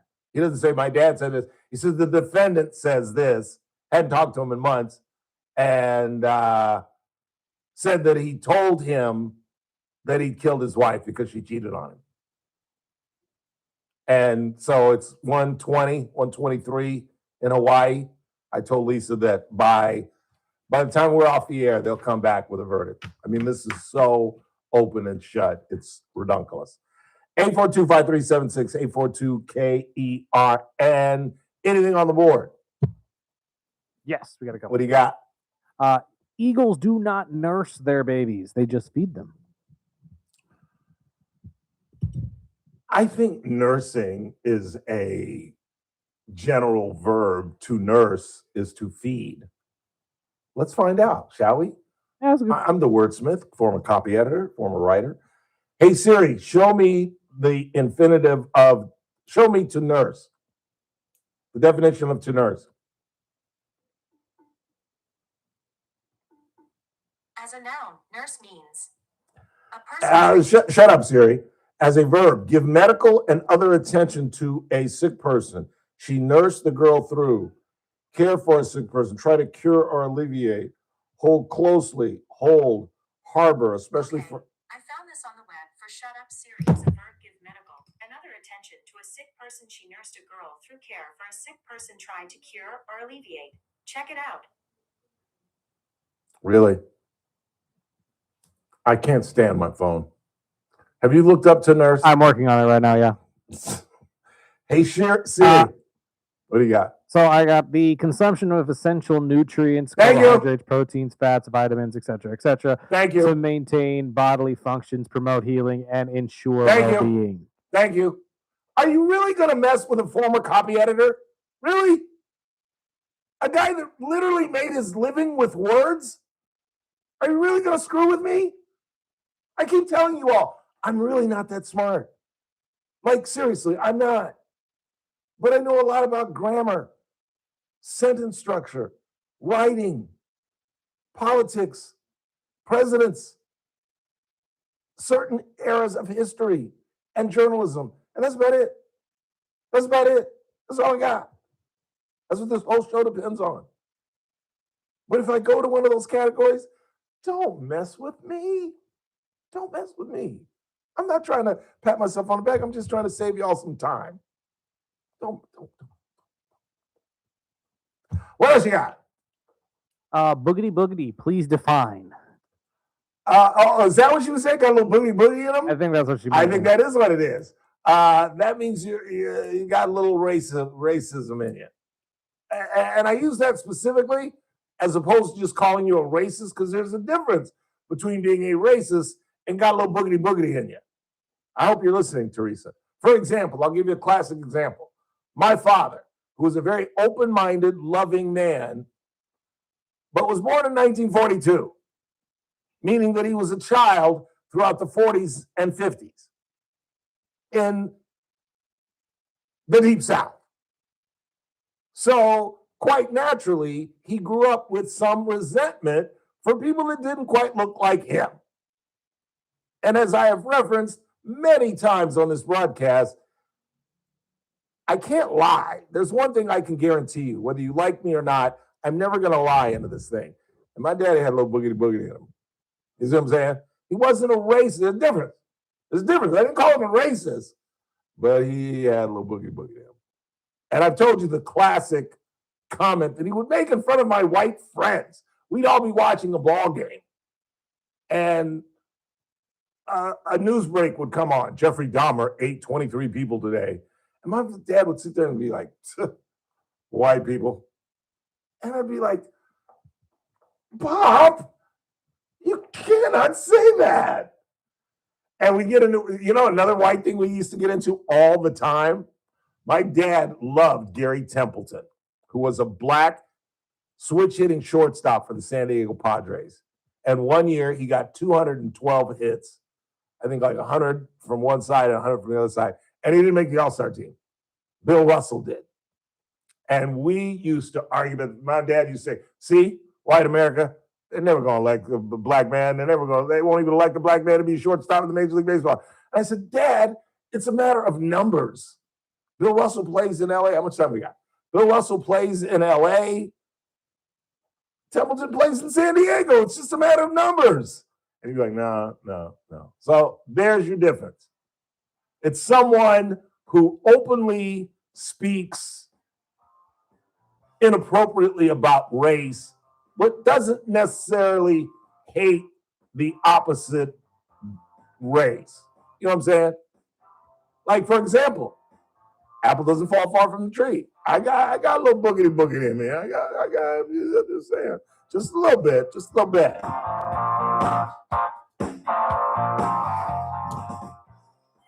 News Talk 96.1 and AM 1180 KERN. With SRN News, I'm Keith Peters in Washington. President Donald Trump says he's pulling back on his threats to widen attacks in Iran to include an array of bridges, power plants, and other civilian targets, subject to Iran agreeing to a 2-week ceasefire and the reopening of the Strait of Hormuz. Earlier Tuesday, Mr. Trump had threatened that Iran's whole civilization would be destroyed if it failed to meet his latest deadline to strike a deal. His threat prompted Democrats in Congress, some United Nations officials, and scholars in military law to say such strikes would violate international law. Iran's foreign minister said early Thursday that ships would be allowed to pass through the Strait of Hormuz over the next 2 weeks under coordination from Iran's military. More details at srnnews.com. News Talk 96.1 and AM 1180 KERN. From the KERN Newsroom, your live and local news update on News Talk 96.1 and AM 1180 KERN. I'm Chris Davis. Improvements at the California City ICE Detention Center have been ordered by a federal judge. That judge says the people detained there need better access to medical care and faster medical screenings, and also better access to their attorneys. Sorello's restaurant in Southwest Bakersfield was burglarized Friday morning, and the owners have posted pictures of the suspect to Instagram. They say the guy got away with 2 iPads and a cash register in just a minute and a half inside after smashing a window. A woman survived being hit by a car in Oildale Saturday night, but has major injury, says the Highway Patrol. That was at Chester and Harding. They say she was walking outside the crosswalk. I'm Chris Davis in the KERN Newsroom with news every half hour and when it breaks on FM 96.1 and AM 1180 KERN. Do you owe $10,000 or more to the IRS like Gail? When I retired, I just let all my taxes pile up. I had gotten many threatening letters. The one that said they were going to try and take my property was probably the scariest. When I found out that I owed close to $300,000, I was in total shock. It was a bad situation. I didn't know what to do. Then Gail found tax relief advocates. When TRA told me I was only going to owe $368, I just was in total disbelief. If you owe 10 or even hundreds of thousands of dollars to the IRS, don't lose hope. Do what Gail did and call TRA for a consultation. I was so blessed with TRA. Visit TRA.com or call 800-544-7357. 800-544-7357. That's 800-544-7357. What I know about courage, I learned from my adoptive mom. She said sometimes you just gotta hold on and know we'll get through this. Mom, we are so high up. Hold my hand. No, you hold my hand. Here we go. Learn about adopting a teen from foster care. You is that can't right? imagine the reward. Visit adoptuskids.org to find out more. So can I start using that? I learned patience from my adoptive dad. All he had to say was, "Hey, you got this. Just breathe." Hey, we're pretty good. Yeah. Might have to start a band. Learn about adopting a teen from foster care. You can't imagine the reward. Visit adoptuskids.org to find out more. This message is brought to you by Adopt US Kids, the U.S. Department of Health and Human Services, and the Ad Council. Start your day right. First Look with Scott Cox, 6 to 9 a.m. On the Wednesday edition of the First Look program, we'll continue our vigil as we all await the return of our beloved friend, Elena Rusk. We're going to talk medicine with Dr. Vip Dev. We got John Cox from the Californian with the news quiz. We got state-of-the-art news, traffic, and weather. It's all happening 6 to 9 a.m. right here at News Talk 96.1 and streaming live at kernradio.com. First Look with Scott Cox, 6 to 9 a.m. News Talk 96.1 and AM 1180 KERN. I'm JR Flores. Catch my show, The JR Show, weekdays at 2 p.m. Now, back to the Ralph Bailey Show.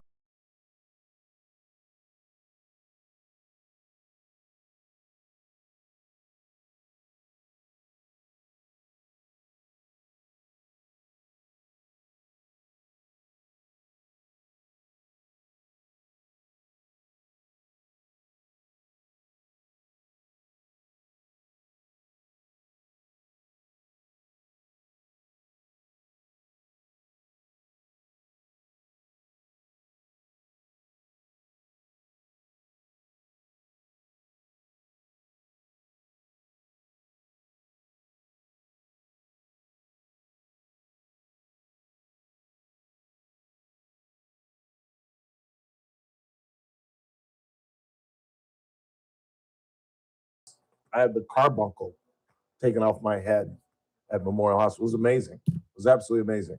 I got there at 6 a.m. Let me pull up my draws or my lack of draws. Can you believe that I freaked out, Teresa Goldner? Man, am I the only one in Bakersfield not wearing draws?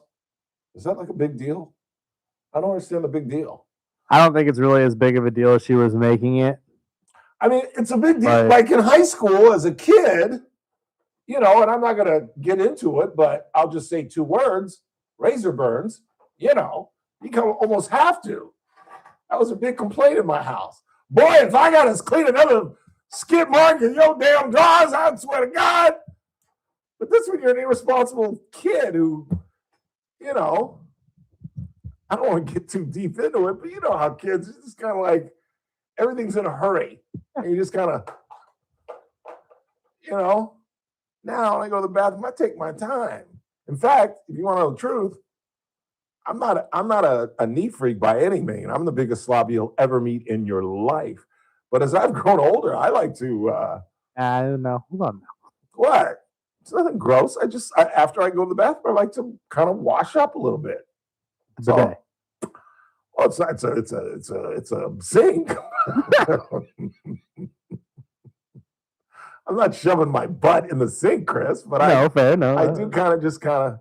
I have 2 washcloths. Let's just put it like that. I have my tub washcloth and I have my wash-up washcloth. Gotcha. Where, like, for example, on a Sunday, and this weekend is a great example. I have no intention of leaving my home this weekend. None. Can you give me 2 reasons why? Well, the Masters. That's 1. And the Masters. That's 2. No, it's going to rain. It's rain this supposed to. weekend. Well, if it actually does or not, we'll see. I know. It's like a 70% chance on Friday, and our luck will hit the 30. Yeah, exactly. But on those days, I do not shower. I do not offend myself. But, and this is due to my dear saintly grandmother, who used to make us wash up before we come to breakfast, and then after breakfast we had to take a bath, which I just to this day don't understand. My grandmother would not let us come to if you not get in the sink and wash up in the sink, now you can come to breakfast. But if she saw just a sliver of sleep in your eye, go wash up. So on those days, I will wash up, and now as I've grown older, I tend to wash up after I use the bathroom. Just saying. What is the problem with going commando? Is it just a hygiene thing? I guess, yeah. But again, I'm like you. I don't necessarily think it's that big of a deal. I have been embarrassed once. I don't know if I've told this story or not. I think I have, because I've told every story, crazy thing that's ever happened to me. Fair enough. But it was right when I was going through the weight loss, and I wasn't accustomed to wearing belts with my shorts because I was a fat tub.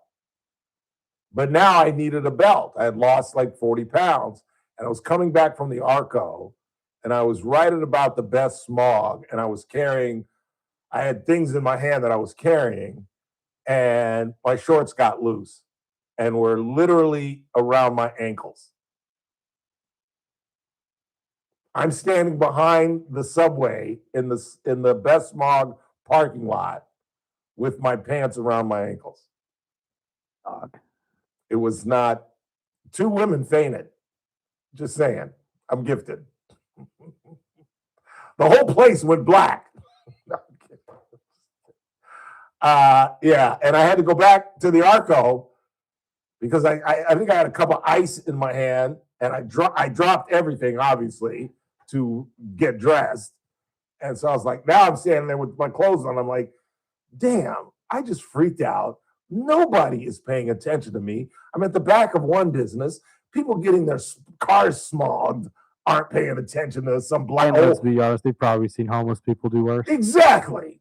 And it was a matter of what? I mean, let's think about it. It was a matter of maybe 2.5 seconds, and I panicked, dropped everything I was wearing, and scurried in. And now I'm like, God dang. Can I scoop up the ice anyway? No, I got to go back and get some more ice. And I forget what else I had in my hand. That's the only time, other than, God, I guess I've been going commando a while, though, because the AP story where the guy said remember the AP story where I came in? It was, I was coming into an interview and my zipper wasn't zipped and it was bad. Let's just put it that way. It was bad. And I don't think I was wearing drawers then, actually, because, well, with boxers, I guess. Because I've been a boxer guy since I was like in 9th grade. Are you boxers or briefs? Boxers. Yeah, I don't know how you guys wear briefs. I really don't. I stopped wearing briefs when I was like in 8th grade. I'm a boxer guy. I'm totally a boxer guy. But I understand what Barry Goldner is, why he wears briefs and boxes, because you can't wear boxes when you work out. That looks ridiculous. When your boxes are hanging out your biker shorts or your shorts, or that just looks ridiculous. But I cannot wear jockey shorts. I just can't. 842-5376, 842-KER. What else you got on the board? 49 Larry has chimed in just to let you know that he is a U.S. Army veteran from May 1979. Blah, blah, blah. He gave you his entire thing. Well, thank you for your service, Larry, but that does not make you a military genius. But we appreciate you answering the call and becoming part of service, and you should become a part of Honor Flight if you are, in fact, I think he did. I think we asked him that a while back. Yeah.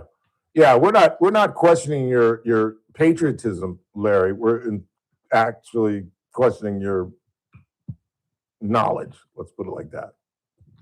What else you got? Which has already been proven because, I mean, he got the 2 week, he put out the 2 week hiatus. So, of course he did. Of course he did. That's the easiest call I've made ever. I would have bet all $182 I have in my bank account right now that would have been the situation. What else you got? I'd have to hear the sound bite again, but I think President Trump includes a caveat of if we wanted to. So he's doing his usual hyperbole with a caveat of we want to do this, we will, but of course we don't. And I think everybody knows that. So it's a wait and see situation. Yeah. I like when he does this. You just can't do it when it comes to war. You can't.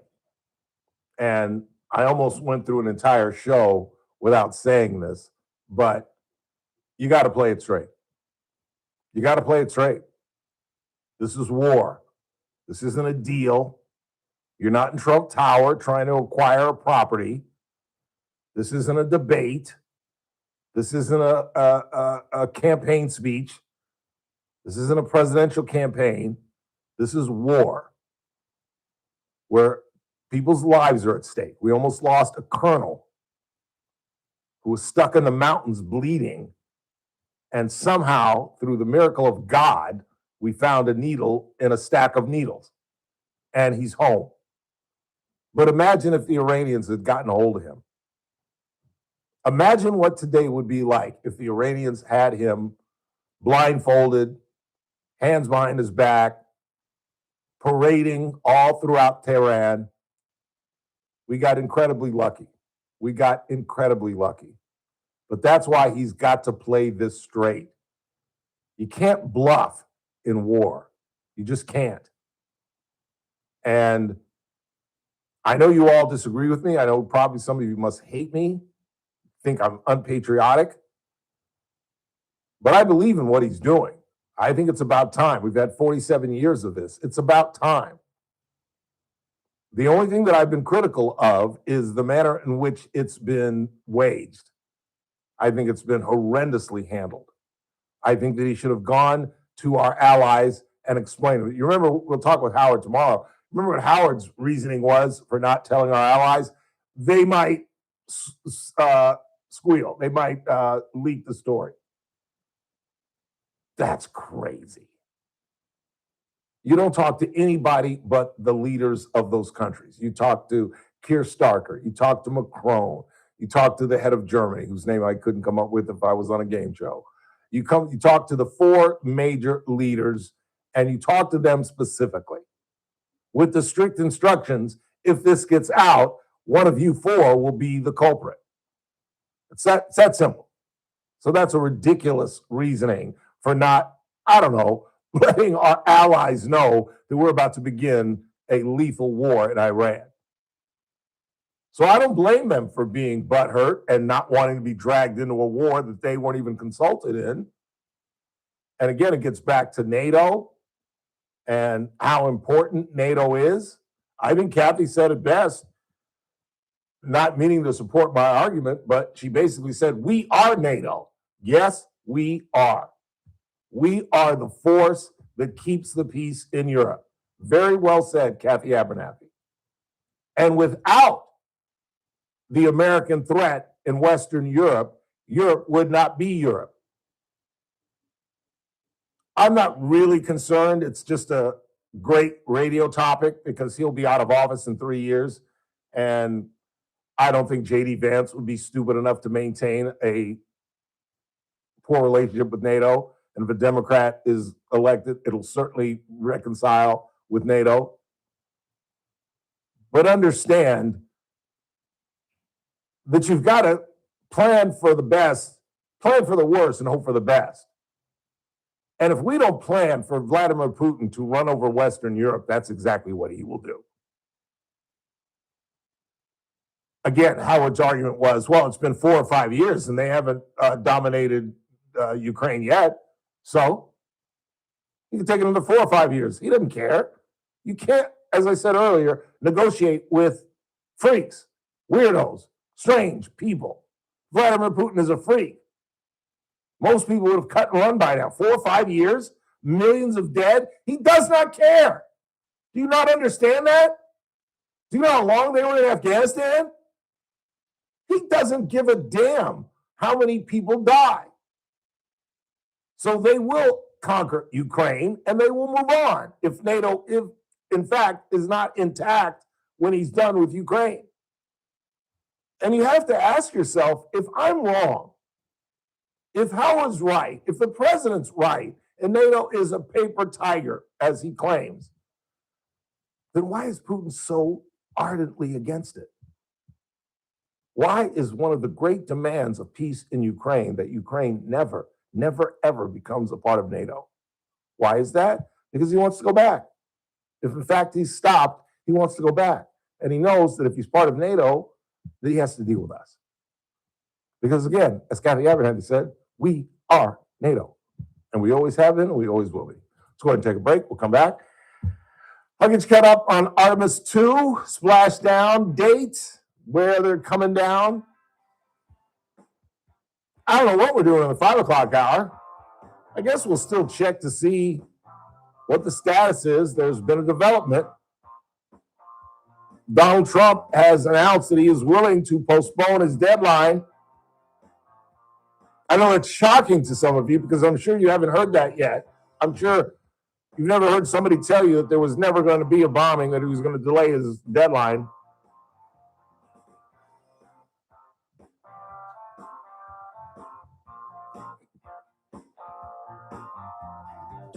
In the meantime, let's take a quick break. Come right back. It's TRBS. It's the Ralph Bailey Show. News Talk 96.1 and streaming live at currentradio.com. News Talk 96.1. Big Mike. RN.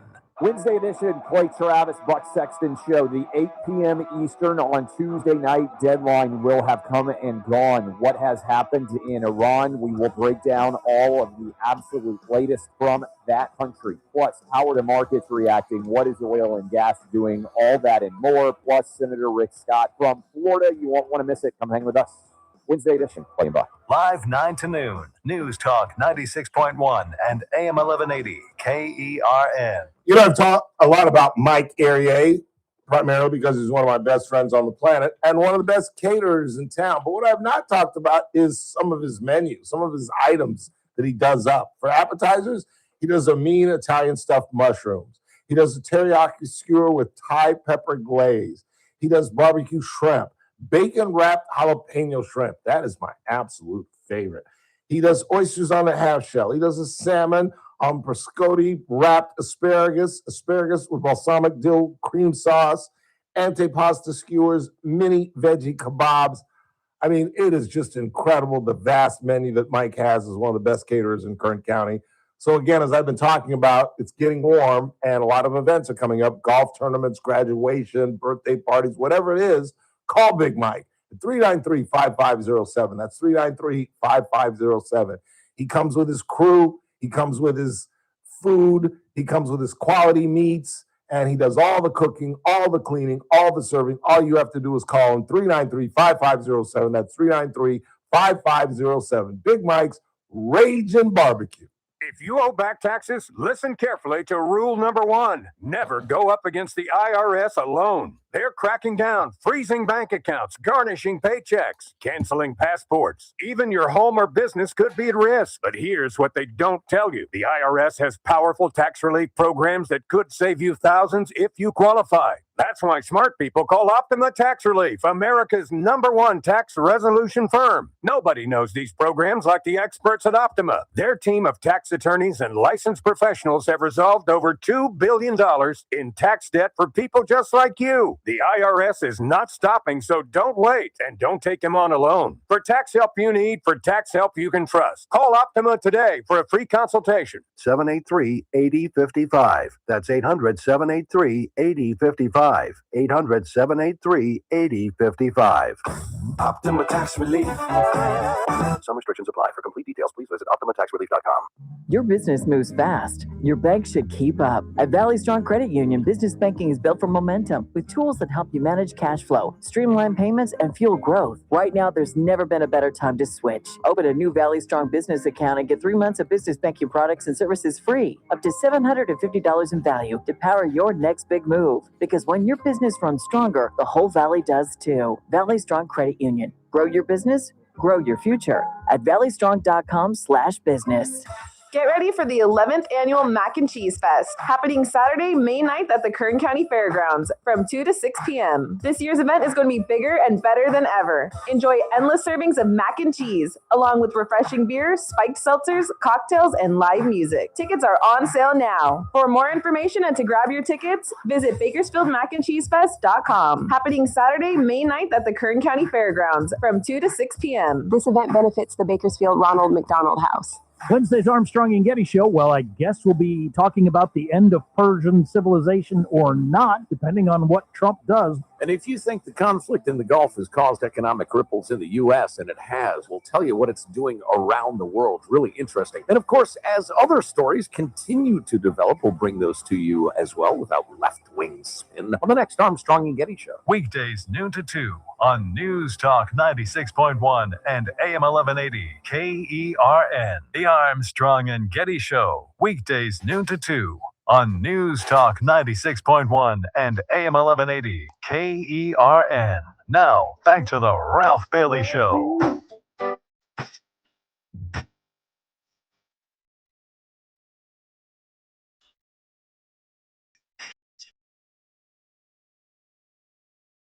My knowledge of space is very weak. So I didn't understand why it was such a big deal that the Artemis crew spoke with the crew on the space station.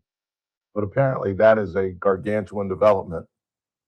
I don't know, space-to-space contact. I thought we were doing that kind of thing. I thought when they were on the shuttle, they could talk to the space station. Maybe not. I don't know.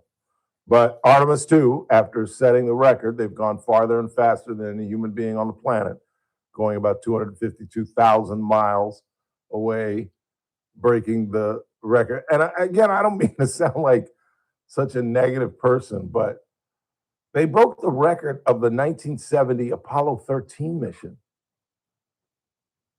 Like, you would think 50 years later, our technology would be like so incredibly past that we wouldn't be making a big deal that we went a couple of thousand more miles than Jim Lovell and the guys back in 1970 when I was 7 years old. I don't know. But it is a big deal because now Artemis 3 and Artemis 4, the next renditions of this group, I think the first was Mercury and then Gemini and then Apollo and then the space shuttle program. And then Barack Obama shut it down and it's been revived. Thank you, Jesus. And I really believe this is the beginning of deep space travel. We're going to set up a permanent fixture on the moon, and that will be our launching point. But when you talk to, unfortunately, I listened to some of the NASA experts today, and they sound like the high-speed rail guys. They say, yeah, well, we're on our way to Mars. All we've got to do is figure out a lunar module to land on Mars.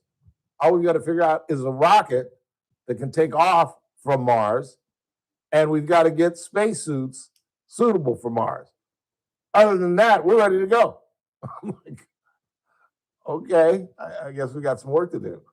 But it'll be interesting. They believe that they're going to get this fixture on the moon up by the Olympics, by 2028, by summer of 28. They think we will be, in construction. That will be fascinating. Have you seen the models of this thing? That will be truly fascinating. We're going to see some pictures. You'll see them tonight. Pictures from the dark side of the moon. There was an emotional moment for the crew. I guess one of the astronauts, I believe it was the Canadian astronaut, lost his wife to breast cancer, and they named a portion, a crater on the moon after her.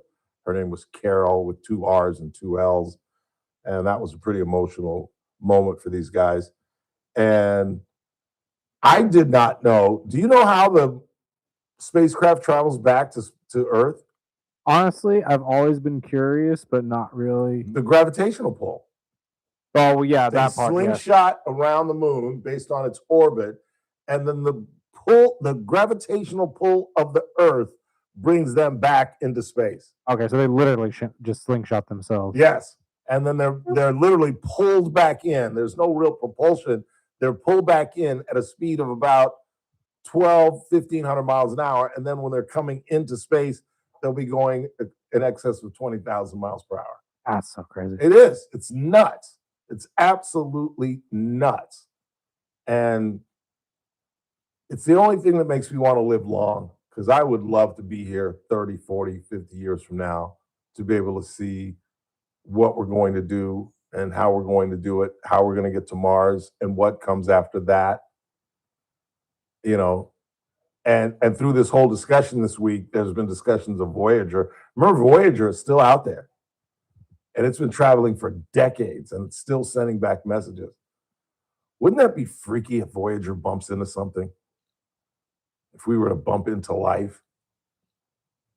I am absolutely as convinced as it will be Wednesday tomorrow. I am convinced there's life out there. I just think they don't want to have anything to do with us. I mean, imagine if we came upon a planet that was ridiculously inferior to us. Do you think we would get involved with them? Wouldn't that kind of be our own? What's the law on Star Trek? What's it called? Law of exploration. There's a term. You can't break the. Everybody's yelling at the radio right now. I can't think of it though. You can't break the. What is it, everybody? The something. prefix code? No. But wouldn't that be it? Would we get involved with the inferior society? Or wouldn't we just leave them alone? Like if we came upon a planet and they were at a caveman stage, would we get involved? I don't think so. Out of fear, for the reason that the Star Trek thing is, that we'd screw them up. Quick time out, final hour of the broadcast.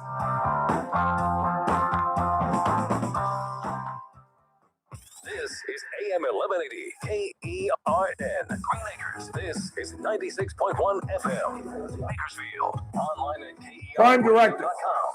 Breaking news this hour from Town Hall. I'm Pete Peters in Washington. Isn't that what it's called? President Trump is pulling back on his threat to destroy Iran's Isn't that what it's called, the civilization Prime with a Directive? massive bombing campaign. That sounds White House close, but I'm not sure correspondent that's Greg it. Clugston reports. Ahead of a Tuesday night deadline, the president announced he was suspending military strikes on Iran for 2 weeks if Iran agreed to a ceasefire and the immediate reopening of the Strait of Hormuz.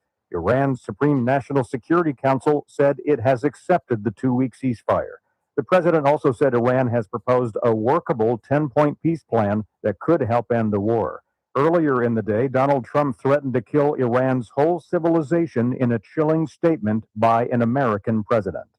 Greg Clugston, Washington. Delta Airlines is the latest to hike bag fees. Most Delta passengers on domestic and short-haul international flights will now pay $45 for the first checked bag, $55 for the second. A third bag will now cost $200, a $50 increase. It's a response to higher jet fuel prices tied to the war in Iran. United Airlines and JetBlue raised bag fees last week.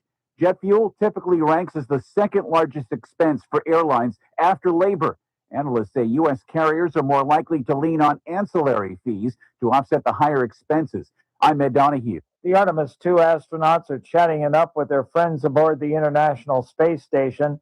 Still aglow from their triumphant lunar flyby, the 3 Americans and 1 Canadian put in a call to their station colleagues Tuesday while heading home from the moon. It's the first such moonship to spaceship radio link-up ever. On Wall Street, the Dow down by 85 points, the Nasdaq rose 21, the S&P advanced 5, oil hovering around $110 a barrel. More at townhall.com. You've probably heard all those ads for life insurance. Just a few dollars a day, apply online in minutes, no medical exam. Simple, easy, and cheap, right? Now you're thinking, maybe I should get a quote. Well, smart thinking. Everyone should have life insurance. But here's what they don't tell you. Those few dollars a day rates, they're for young people in perfect health. That's why everyone calls Big Lou the 50 to 60-year-old not-so-perfect candidate. Like you. You take prescription meds, and you're overweight. Winner, fried chicken dinner. Well, Big Lou works with life insurance companies that want people like you, with no surprises after you apply. In fact, if you're a 50-year-old guy with a few health glitches, Lou could probably find you $1 million of term life coverage for about $200 a month. So yeah, you need life insurance. But unless you're young and healthy, you gotta call Big Lou, because he's like you, older, heavier, and on meds too. Get a quote right now at 800-555-2085, 800-555-2085, or biglou.com. From the KERN Newsroom, your live and local news update on News Talk 96.1 and AM 1180 KERN. He came in through the smashed window. I'm Chris Davis, and now police are trying to find out who it was who burglarized Sorella Restaurant in Southwest Bakersfield Friday morning. The restaurant owners have posted pictures and video from the break-in on Instagram and say the burglar managed to take 2 iPads and a cash clean? Do I register need to in do the it again? minute and a half the guy Chris. was inside. Chris. The Voice of America property, now owned by the city of Delano, is in the process of being developed, which means that jobs are coming, says the city manager there. At Monday's council meeting, the council voted to keep 20 acres for park development and begin the process of selling the rest, which means it must first be made available for housing development according to state law, but then can be sold to the prospective developers who may be bringing housing and retail and other features to the property. It was on North Chester Avenue at Harding and Oildale Saturday that a woman was hit as she crossed the street, says the Highway Patrol. They say the woman was crossing outside the crosswalk when she was hit by a Hyundai that was going about 35 miles per hour. The woman was taken to Kern Medical with major injuries, and the driver stayed and talked with police.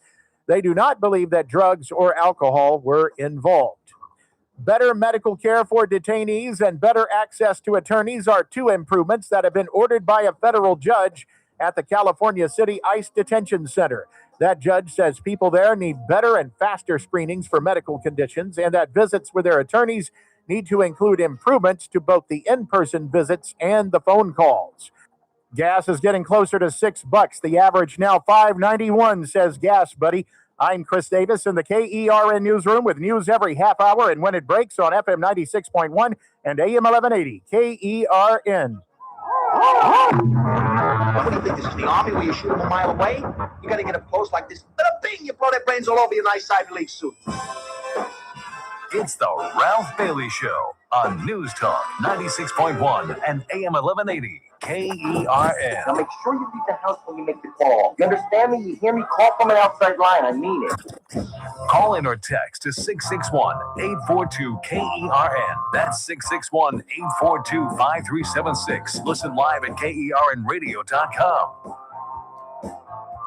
Now, the host you've been waiting all day for. Live from the KERN studio, here's Ralph Bailey. Final hour of the broadcast on this Tuesday, 7th day of April. It's the Ralph Bailey Show on News Talk 96.1, where we're streaming live at kernradio.com. Still lots to do in this final hour. Get you updated on the Iranian situation. There's been a development as per my prediction.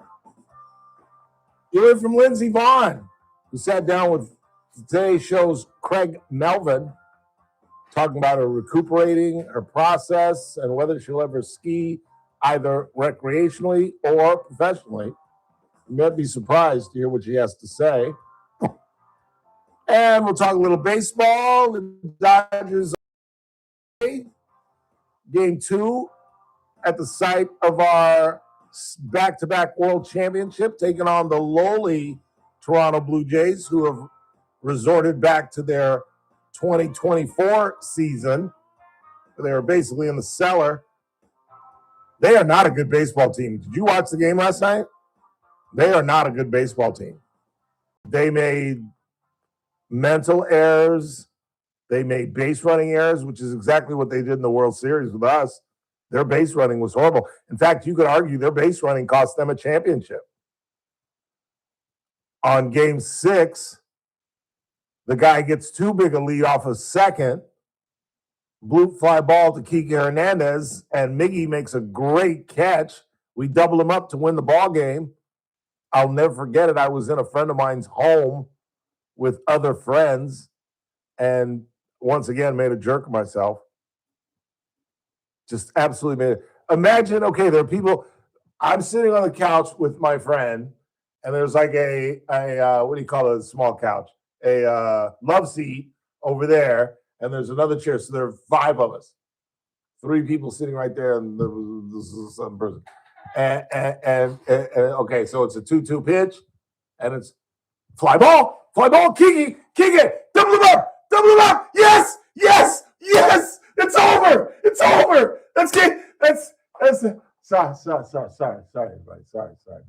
We won game 6. It's gonna be a game 7. It's gonna be. You guys aren't quite as excited about that game 7, I guess. I'm sorry. I apologize. I felt like such a jerk. And they were all Dodger fans. And they were like, oh, yeah, great. We won game 7. I'm like, what? You know how close we came to elimination? What's the matter with you people? Just saying. But game 2 tonight. In fact, I think Shohei is going tonight. Is he not? I believe he is. I think Babe Ruth's on the bump tonight. Give me one second. Don't give me a score. Don't give me a score. I won't give you a score. That's right. I know, Yoshi. Oh, it's Yoshi.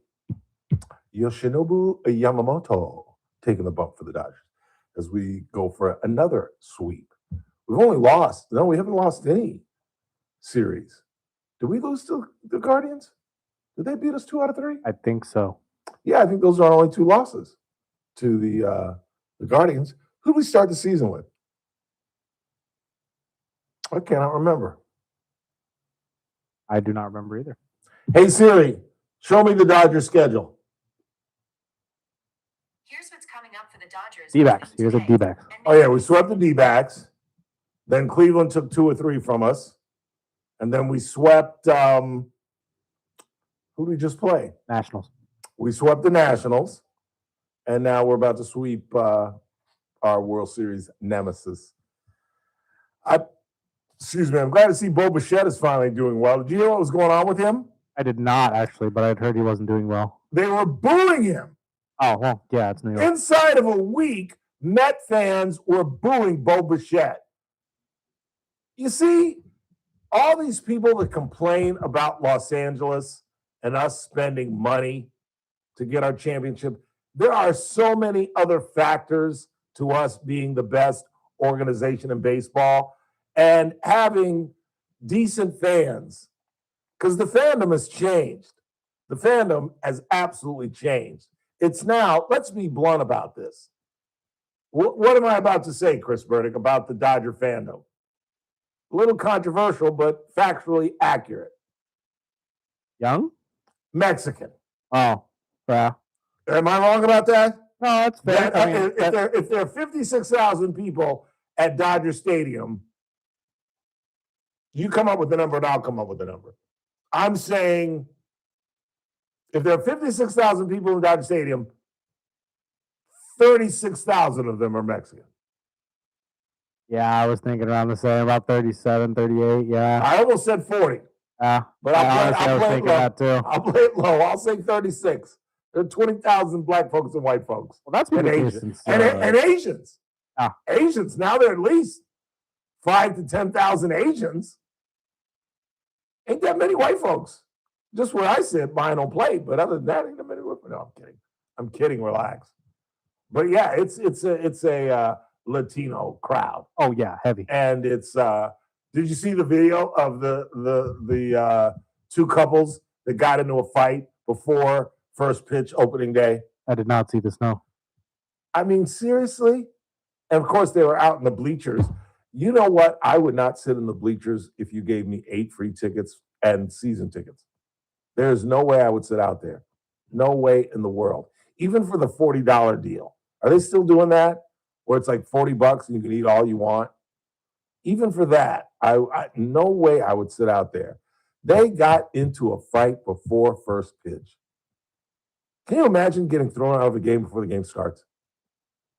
And I don't know what the Dodger policy is, but one would think that you would be forever banned once you start fighting. At least a year. I'd say 10 years.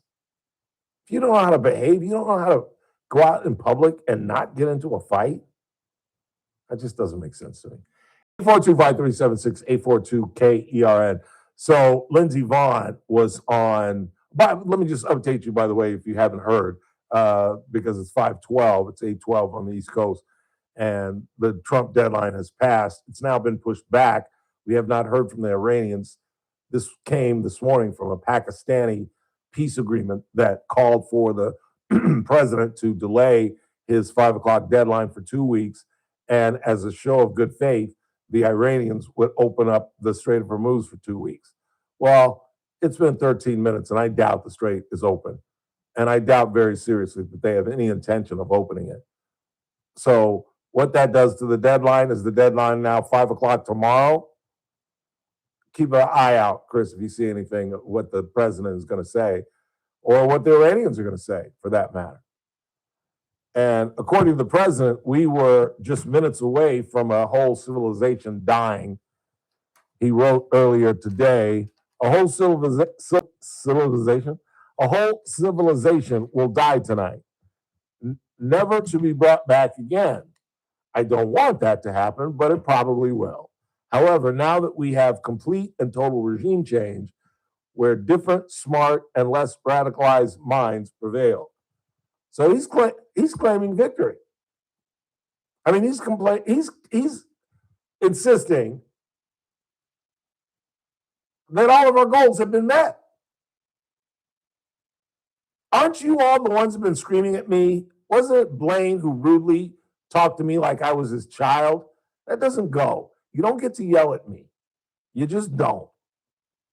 And Blaine, if you call back, we're going to hang up on you again because you don't get to yell at me. You get to disagree with me. You can even call me names. But the volume, I'm not having, just not having. But wasn't it you all that said that things are going extremely well?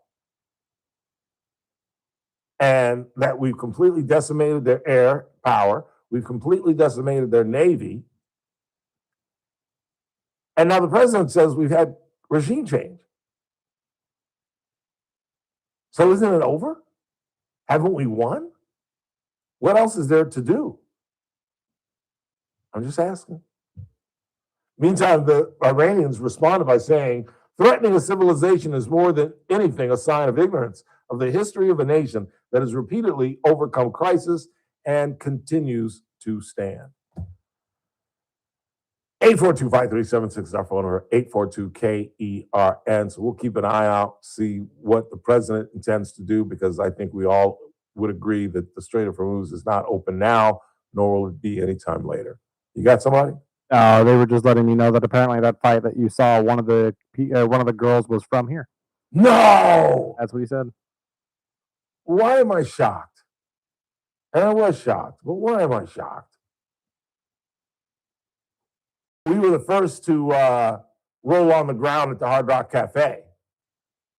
The first row at the Hard Rock Cafe involved Bakersfield people. Casino. What'd I say? Cafe. Did it really? Yeah. Hard Rock Casino. Very first fight. Bakersfield folks. I did not know that though. That fight. I saved it for some reason. I don't know why. It was a great fight. It was like two couples. It was crazy. Absolutely crazy. Let's go ahead and take a break. And we come back. You'll hear from Lindsey Vaughn, who was on the Today Show this morning. Craig Melvin flew up to Utah to sit down with her in her palatial estate up there in the mountains. She'll tell you what her intentions are once she gets healthy. She'll explain the injury and how she damn near lost her leg, literally. Literally. Then coming at the bottom of the hour, we'll check the board once again, see what you all are talking about. Restart our lead story of the day, the big deadline, and find out what the president intends to do now that the Strait of Hormuz is not open and will not be open. And now that we have regime change and we've decimated their military, I guess we're coming home. I'm confused.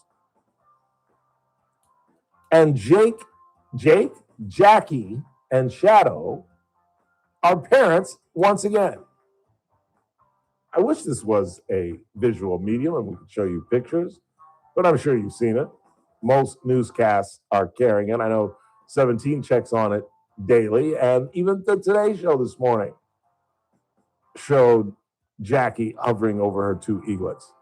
Quick timeout. We're coming right back. It's the Ralph Bailey Show on 96.1 FM and streaming live at kernradio.com.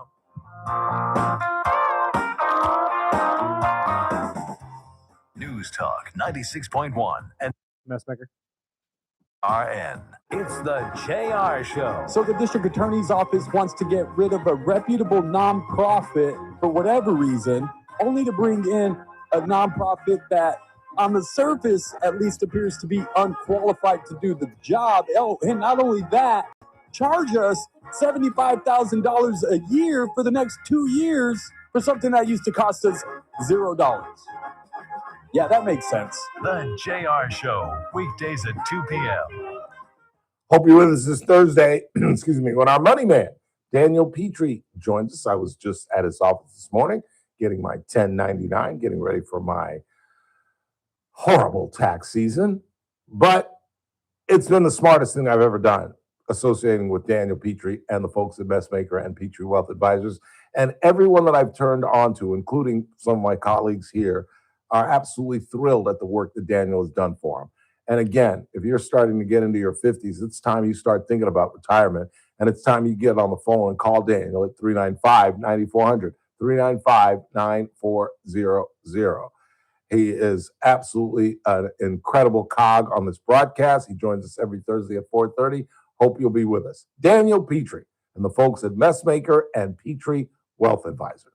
This broadcast is for informational purposes only and does not constitute investment advice or a solicitation for advisory services by Daniel Petrie or MPWA Incorporated, DBA, Messmaker, and Petrie Wealth Advisors. The program host is a client and receives compensation and other financial benefits in connection with this advertisement, creating a conflict of interest. Experiences discussed may not be representative of other. Are you craving a mouth-watering sandwich that's packed with flavor? Then look no further than Caesar's Deli, where they craft some of the best sandwiches in town. Sink your teeth into our signature classic, Caesar's Special, featuring 2 kinds of salami, premium ham, and the irresistible taste of Nona's secret meat sauce. It's a sandwich experience that you won't forget. But that's not the only sandwich they offer. No. Satisfy your craving with a savory smoked turkey sandwich, or indulge yourself in the loaded pastrami, or for the adventurous eater, they offer pickled tongue. And here's the best part. Caesar's Deli has incredible lunch specials designed to fill you up without emptying your wallet. Plus, did you know that Caesar's Deli has a full-service deli offering a variety of over 60 meats and cheeses? It's a sandwich lover's paradise, and that's why Caesar's Deli has been a local favorite and proudly serving Bakersfield since 1971. Visit Caesar's Deli today and taste the difference for yourself. Located on the corner of Brim Hall and Callaway behind the beautiful water fountain. What are you doing every day to support your liver? If you enjoy sweets, fast food, alcohol, or take any medications, that's a vital question to ask. Hi, I'm Sherry Torkas, pharmacist and health author. For over 30 years, I've helped people make informed decisions about their health, especially concerning prevention and long-term wellness.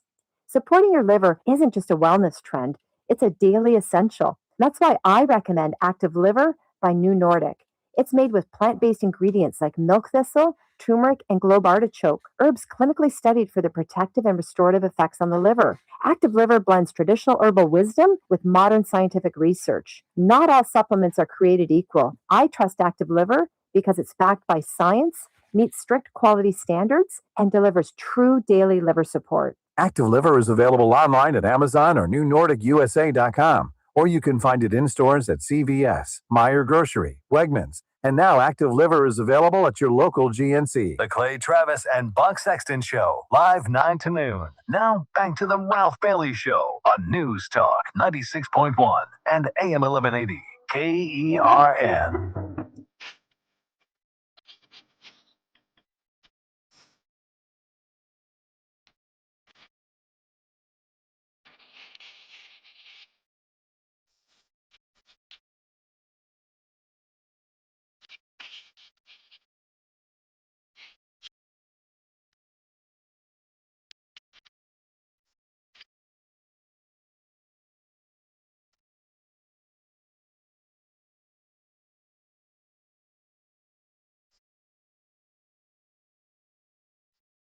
Love this woman.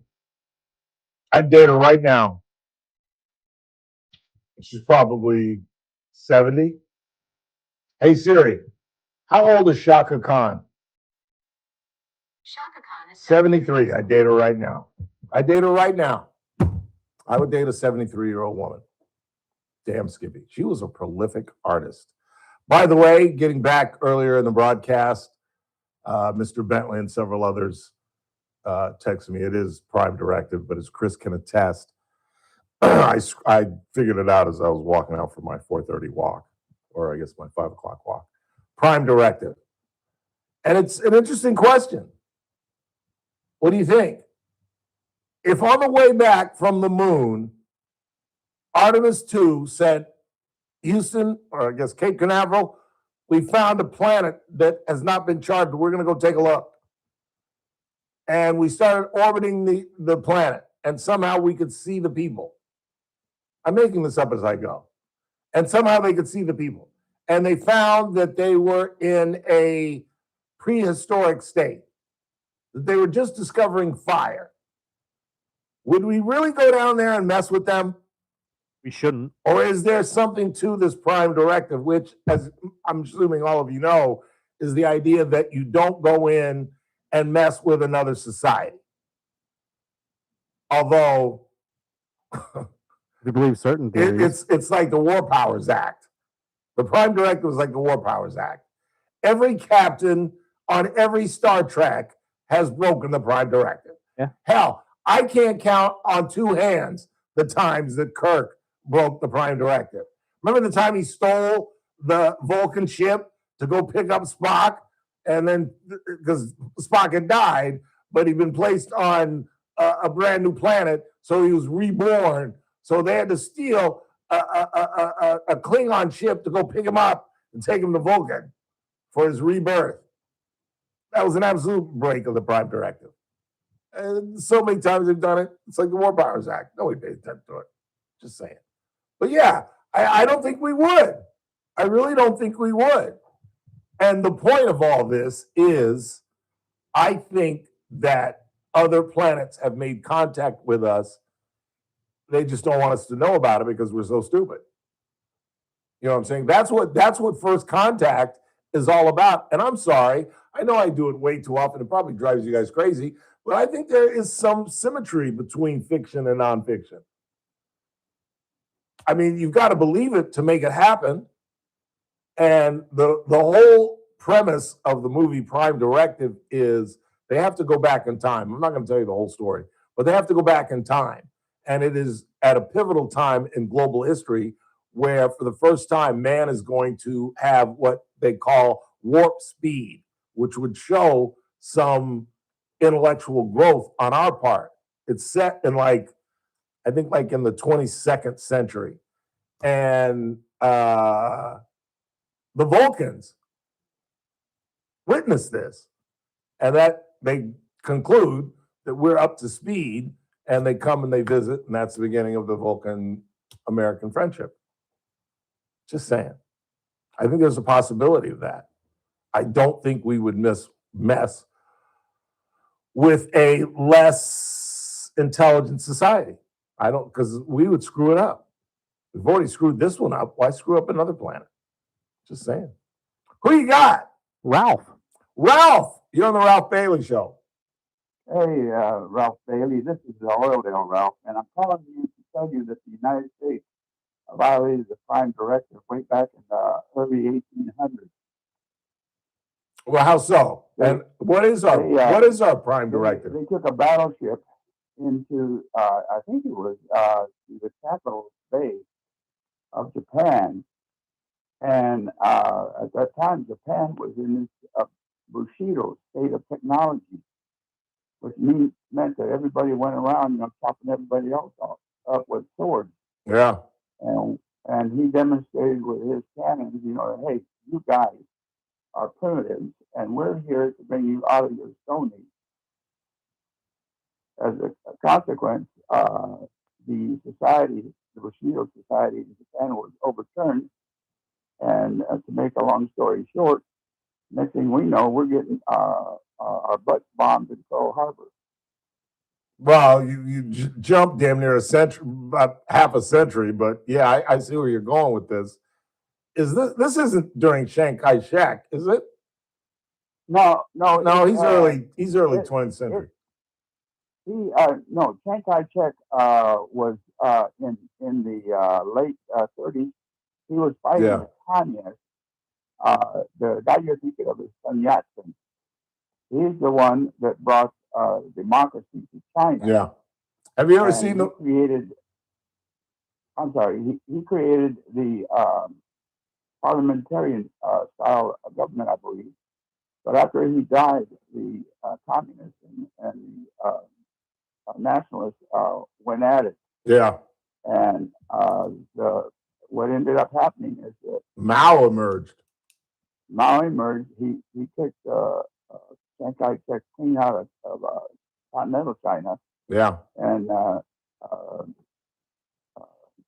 what's his name? Chiang Kai-shek ended up taking his whole kit and caboodle into Taiwan. Yeah. And that's where that ended up.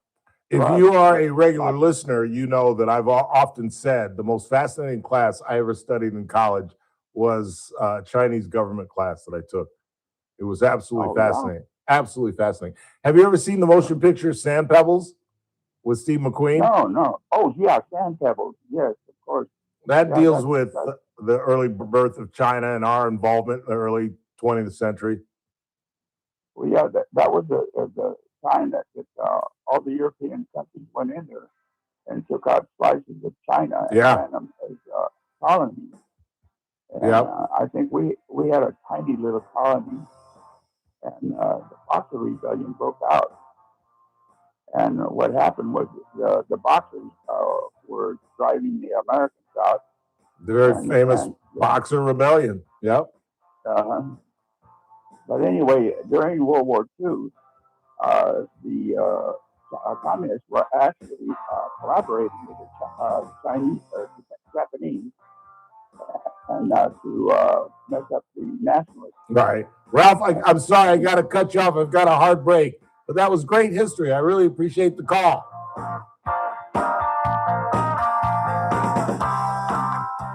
News Talk 96.1 and AM 1180 KERN. With SRN News, I'm Keith Peters in Washington. President Trump pulled back on his threats to launch devastating strikes on Iran late Tuesday, swerving to de-escalate the war less than 2 hours before the deadline he set for Tehran to capitulate, or else the whole civilization will die. Trump said he was holding off on his threatened attacks on Iranian bridges, power plants, and other civilian targets, subject to Tehran agreeing to a 2-week ceasefire and the reopening of the Strait of Hormuz, the waterway through which a fifth of the world's oil is shipped during peacetime. He also said Iran has proposed a workable 10-point peace plan that could help end the war launched by the U.S. and Israel in February. On Wall Street, the Dow down by 85 points, the Nasdaq rose 21, the S&P advanced 5. This is SRN News. News Talk 96.1 and AM 1180 KERN. From the KERN Newsroom, your live and local news update on News Talk 96.1 and AM 1180 KERN. The Voice of America property in Delano has been idle since 2007, but now the city manager says developers want to turn the property into something big, and that means more jobs in the city. So Monday, the city council began the process of selling the majority of it and keeping 20 acres for park space. A woman was hit by a car in Oildale Saturday night and had major injuries, says the Highway Patrol. That happened at Chester and Harding, and CHP says the driver stayed and cooperated with police. 41-year-old Larry Curry Jr. is missing and at risk. He was last seen last night at 7 on Espy Street, which is north of Well Park, and is 5'8", 120 pounds with brown hair and brown eyes. I'm Chris Davis in the KERN Newsroom with news every half hour and when it breaks on FM 96.1 and AM 1180 KERN. Are you craving a mouthwatering sandwich that's packed with flavor? Then look no further than Caesar's Deli, where they craft some of the best sandwiches in town. Sink your teeth into our signature classic, Caesar's Special, featuring 2 kinds of salami, premium ham, and the irresistible taste of Nona's secret meat sauce. It's a sandwich experience that you won't forget, but that's not the only sandwich they offer. No. Satisfy your craving with a savory smoked turkey sandwich, or indulge yourself in the loaded pastrami, or for the adventurous eater, they offer pickled tongue. And here's the best part. Caesar's Deli has incredible lunch specials designed to fill you up without emptying your wallet. Plus, did you know that Caesar's Deli has a full-service deli offering a variety of over 60 meats and cheeses? It's a sandwich lover's paradise, and that's why Caesar's Deli has been a local favorite and proudly serving Bakersfield since 1971. Visit Caesar's Deli today and taste the difference for yourself. Located on the corner of Brim Hall and Callaway behind the beautiful water fountain. Start your day right. First Look with Scott Cox, 6 to 9 a.m. On the Wednesday edition of the First Look program, we'll continue our vigil as we all await the return of our beloved friend, Elena Rusk. We're going to talk medicine with Dr. Vip Dev. We got John Cox from the Californian with the news quiz. We got state-of-the-art news, traffic, and weather. It's all happening 6 to 9 a.m. right here at News Talk 96.1 and streaming live at kernradio.com. First Look with Scott Cox, 6 to 9 a.m. News Talk 96.1 and AM 1180 KERN. You're listening to The Ralph Bailey Show. Catch me weekday morning 6 to 9 a.m. on First Look with Scott Cox, News Talk 96.1 and AM 1180 KERN.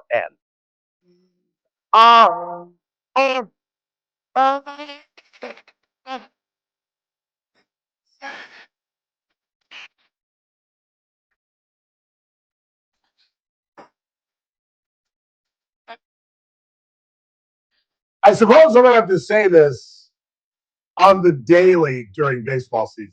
By this time.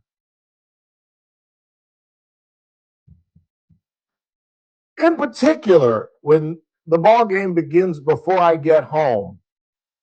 But even For home games that start about an hour after I get home, I DVR all Dodger games. Why do I do this? I have a pattern. I'm a very boring man.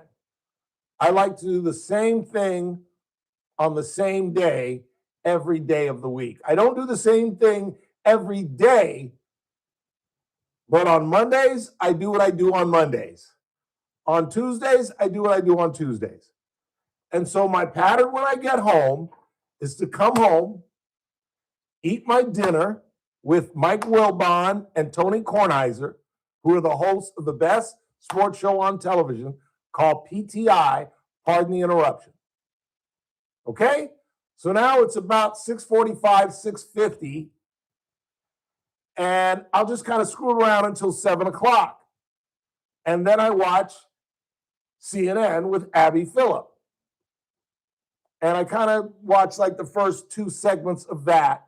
And then I'll go back and begin watching the Dodger game. Because now it's started, and I can fast forward when the Dodgers aren't hitting. So Stella, stop giving me Dodger scores. Please.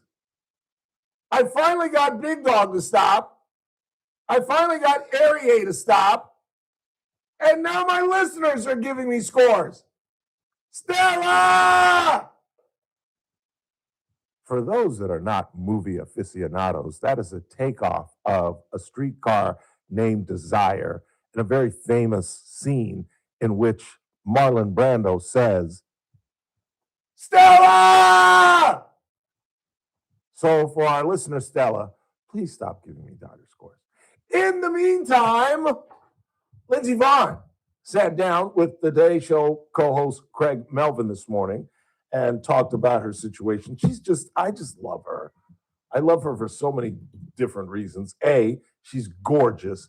B, she's a badass. She's just a badass.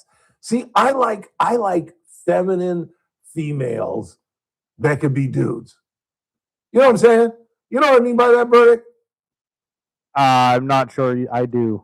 Women that they're just chill. They don't act like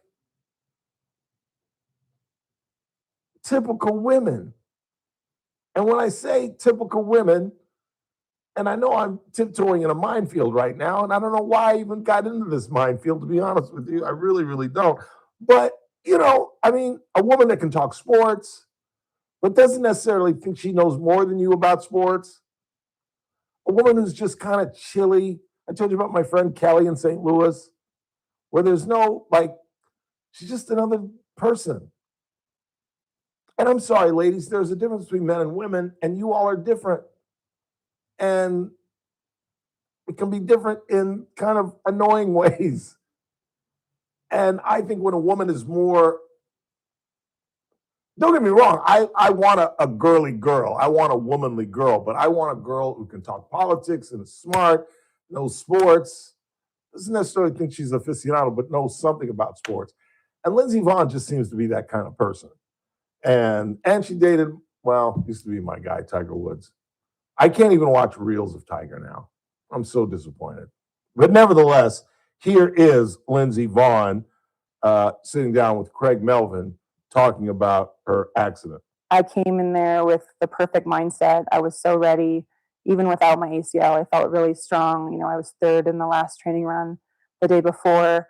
And I knew that turn was a turn that I could ski more clean than anyone else. And I came in there aggressive. And normally you drift a little bit to the left. And I didn't drift because I had such a strong angle and was a few inches too far to the right, caught my arm, and that was that. What are those things called in a slalom race?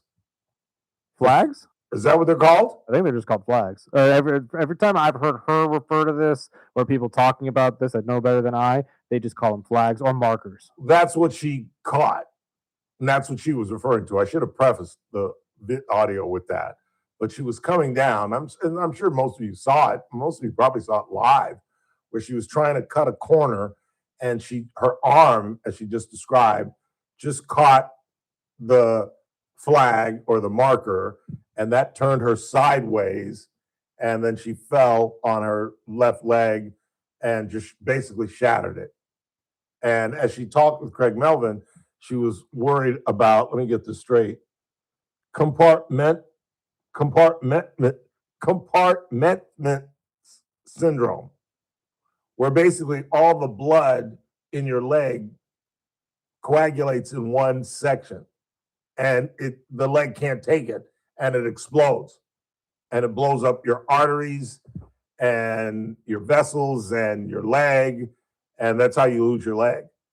And had her doctor not, as we described earlier, a couple of weeks ago, we played the audio, where he filleted her leg to let it breathe, essentially. It's kind of what they do with the brain. And this is fairly recent, within the last 20, 25 years, where they now, if you get, like, say, meningitis and your brain expands, you used to die. But now they can release the pressure by opening up your skull. Well, it's kind of the same thing. They fillet your leg and allow that blood to get out, and it doesn't, coagulate's not the right verb, but just focus on one area of your leg, and the leg can't handle it, and it just explodes. Here is more, her talking about what she has to go through on the daily just to be able to walk. These days, what's your typical day look like? I do 2 hours of therapy in the morning, 9 to 11. Take a little break. I drive down to Heber City and do 2 hours in the hyperbaric chamber. Drive 30 minutes back, take a little break, go back to the gym, do another hour, hour and a half, maybe get some soft tissue work after that. Dinner and bed. Every day. On repeat, every day. Every day. Wow. So she's working out 4 or 5 hours a day. She's in a hyperbaric chamber for another hour. And then she eats dinner and goes to bed. And she says she's still in extreme pain. And he asked her about how she dealt with it mentally. And she said, there really wasn't much to deal with because I was in so much pain. I just wanted to try to deal with that. She broke her right ankle and absolutely shattered her left leg. I can't even. The pain that I suffered with my jaw was the worst pain I've ever gone through. The second time when it got infected and I had an operation where they cut into my neck to release the pressure from the infection. And that was as bad a pain as it kept me up one night. I literally was in so much pain, I could not get to sleep. Meantime, she also talked about the future and what she intends to do in terms of skiing, either recreationally or perhaps competitively. I never got a final run. I never got to say goodbye. I never got like any sort of closure whatsoever. That I think it leaves the door slightly open to, I don't know, maybe I would do one more race to say goodbye, or maybe I'll race again. I don't know. I don't know the answer to that question because I know I'll be happy if I don't ski race again. Okay. That's no question. But I don't know. It might be fun to do one more run. We'll see. You really lost the leg like 2 months ago. A lot of people, like friends of mine that are still ski racing, have had the same thing. And so you're entertaining the idea of maybe another comeback. I mean, much to my family's dismay, yes. I think it's just something that, I mean, I've been, like I said, so isolated and not able to really live life outside of skiing. Like I'm still kind of trapped in this, like I didn't have my Olympic dream situation. Yeah. I need to walk and be out in public and, be living life. Yeah. And I think that will give me a different perspective. Right now, I can't say what the future holds because I can't, my mind can't get there yet. There's no way in the world she skis again. And I'll tell you why I know this for a fact. Because she comes from good stock. She has 2 really solid parents. And I was fortunate enough to grow up with 2 solid parents. And I know if I were in this situation, my mother would come to me and say, you can't ski until I die. You cannot ski until I'm gone because I cannot live watching you with a peg leg or an artificial limb. I just can't. And the doctor's obviously going to tell her, you could shatter this leg going to Mammoth one weekend, going to Big Bear one weekend, going to what's our place? What's our ski resort that the Money Wise guys own? Oh, I don't remember. No, whatever. Our local ski resort. You can't even, you could shatter this leg and lose it doing a bunny hill somewhere, let alone competitive. There's no way her parents. They will tackle her before they let her compete again. And did you hear what she said? Other friends of mine that have had the same leg problem have gone back. There's no way in the world. No way in the world. I don't know. I would have said this about Tiger after the Palos Verdes event. So what do I know? But I don't think you can't put your family through that. You know, you almost lost your leg and now you're going to go back out there. I just don't think you can put your family through that. And the fact that she has good parents and siblings and a lot of love and a lot of friends, I just think they're going to be like, no, just don't do this. Because just any break of that leg, which would be a normal break for anybody else, could possibly mean she loses the leg. And you know what? She's such a badass, and technology is such that maybe she just says, I'm 40-something years old. I can live 30, 40 years with a artificial leg. Hell, people ski. People water ski with artificial legs. So maybe she's willing to roll the dice. And there's the other side of it with good parents, because really, really, really, really good parents try to get out of the way. Because I know there are some of you who are saying, no, Ralph, you're wrong. A good parent would say, it's your life. You've got to lead it. I'm not going to lead it for you. And you're right. You're right. But I know the emotionality of it. And I know my mother would come to me and say, if there's something that you could do that could possibly force you to lose your leg, don't do it. Not just wait until I'm 6 feet under the ground, and then you could lose your arms and your legs and your head for all I care. But I'm not going to sit here and watch my son with an artificial limb. Not that there's anything wrong with that. I have a good friend in Los Angeles who has an artificial limb. Got caught in a bear trap hunting and lost his leg. But I just don't see it. Final break of the day as we wrap up another day of broadcasting here at 96.1 FM and streaming live at currentadio.com. If you are an astute listener, you may have noticed that beginning this week, I have deleted referencing our AM station. There is a reason for that, and you will find out soon. As I am wont to say, please stand by. In the meantime, keep it marked. Scott Jennings at the top of the hour. Tomorrow is a Wednesday. Howard Marcus will be with us, and the folks from Bakersfield College will join us as well. We are going to talk with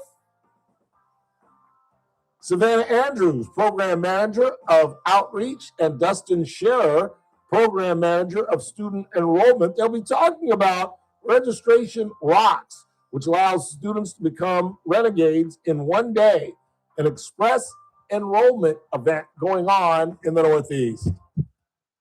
Quick time out, wrapping this thing up on a Tuesday. It's TRBS, News Talk 96.1, and streaming live at currentadio.com. News Talk 96.1 and AM 1180 KERN. Wednesday edition, Clay Travis, Buck Sexton Show. The 8 p.m. Eastern on Tuesday night deadline will have come and gone. What has happened in Iran? We will break down all of the absolute latest from that country. Plus, how are the markets reacting? What is oil and gas doing? All that and more. Plus, Senator Rick Scott from Florida. You won't want to miss it. Come hang with us. Wednesday edition, Clay and Buck. Live 9 to noon. News Talk 96.1 and AM 1180 KERN. LifeLock, how can I help? The IRS said I filed my return, But I haven't. 1 in 4 tax-paying Americans has paid the price of identity fraud. What do I do? My refund, though. I'm freaking out. Don't worry, I can fix this. LifeLock fixes identity theft guaranteed and gets your money back with up to $3 million in coverage. I'm so relieved. No problem. I'll be with you every step of the way. 1 in 4 was a fraud-paying American. Not anymore. Save up to 40% your first year with promo code NEWS at LifeLock.com. Terms apply. Here's a tale of Becky. Didn't know what to do with new meds prescribed and no real cost clue. She squinted at prices. That can't be right. Then tapped. Whenever you're ready.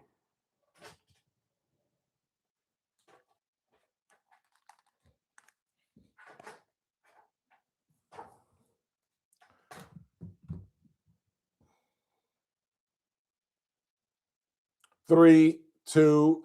I may be the mush when it comes to sporting events, but I am the self-anointed political prophet. I told you there'd be an 11th hour negotiation. I told you the bombs would not be flying at 5:01. There's no way he's going to commit an international crime, a war crime, particularly now that the Iranians put women and children around their electrical grids.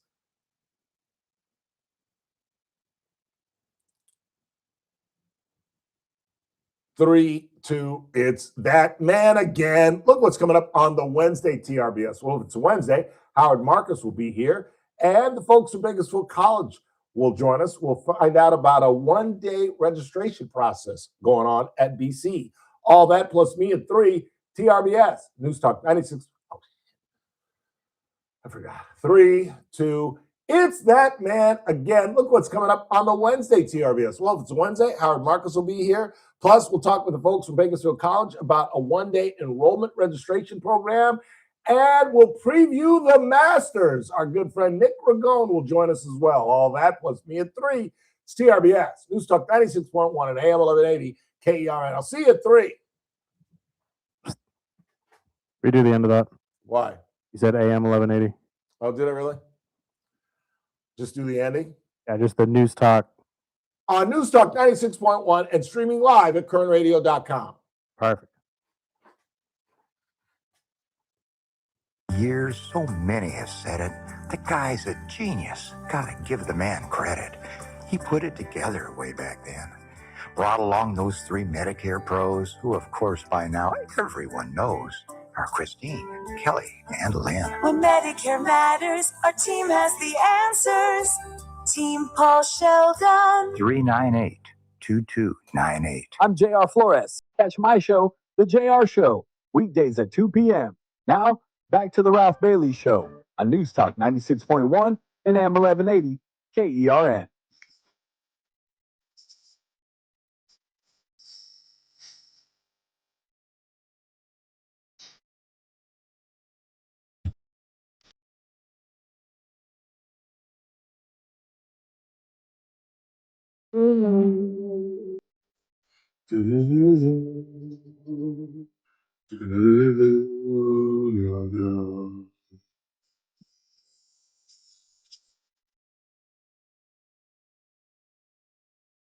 What?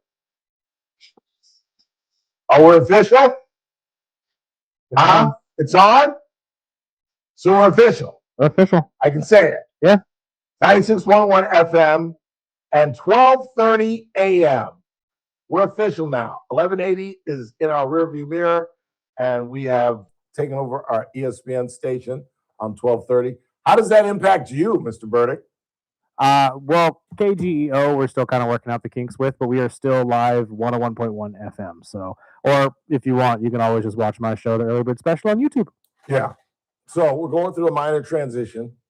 Well, kind of major transition, but that's all inside baseball. But that's our new FM, 12:30, ESPN 96.1 FM and 12:30 a.m.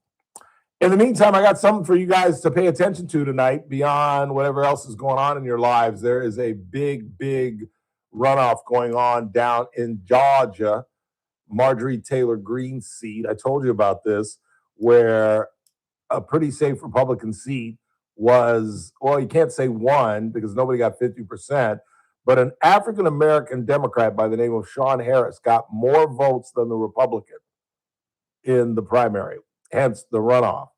He's going up against Clay Fuller. And I think that this is the kind of race that we have to watch to get a sense of what's going to happen in November, what's going to happen with the midterms. Because if a black Democrat in Georgia can win a Republican seat, we are in deep doo-doo, as my nephew used to say.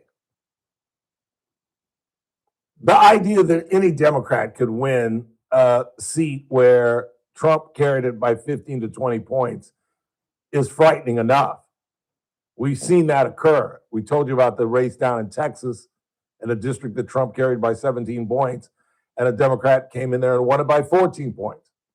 I told you about some state races down in Florida where they were completely flipped, where Democrats won not only Republican seats, but the district in which the president lives.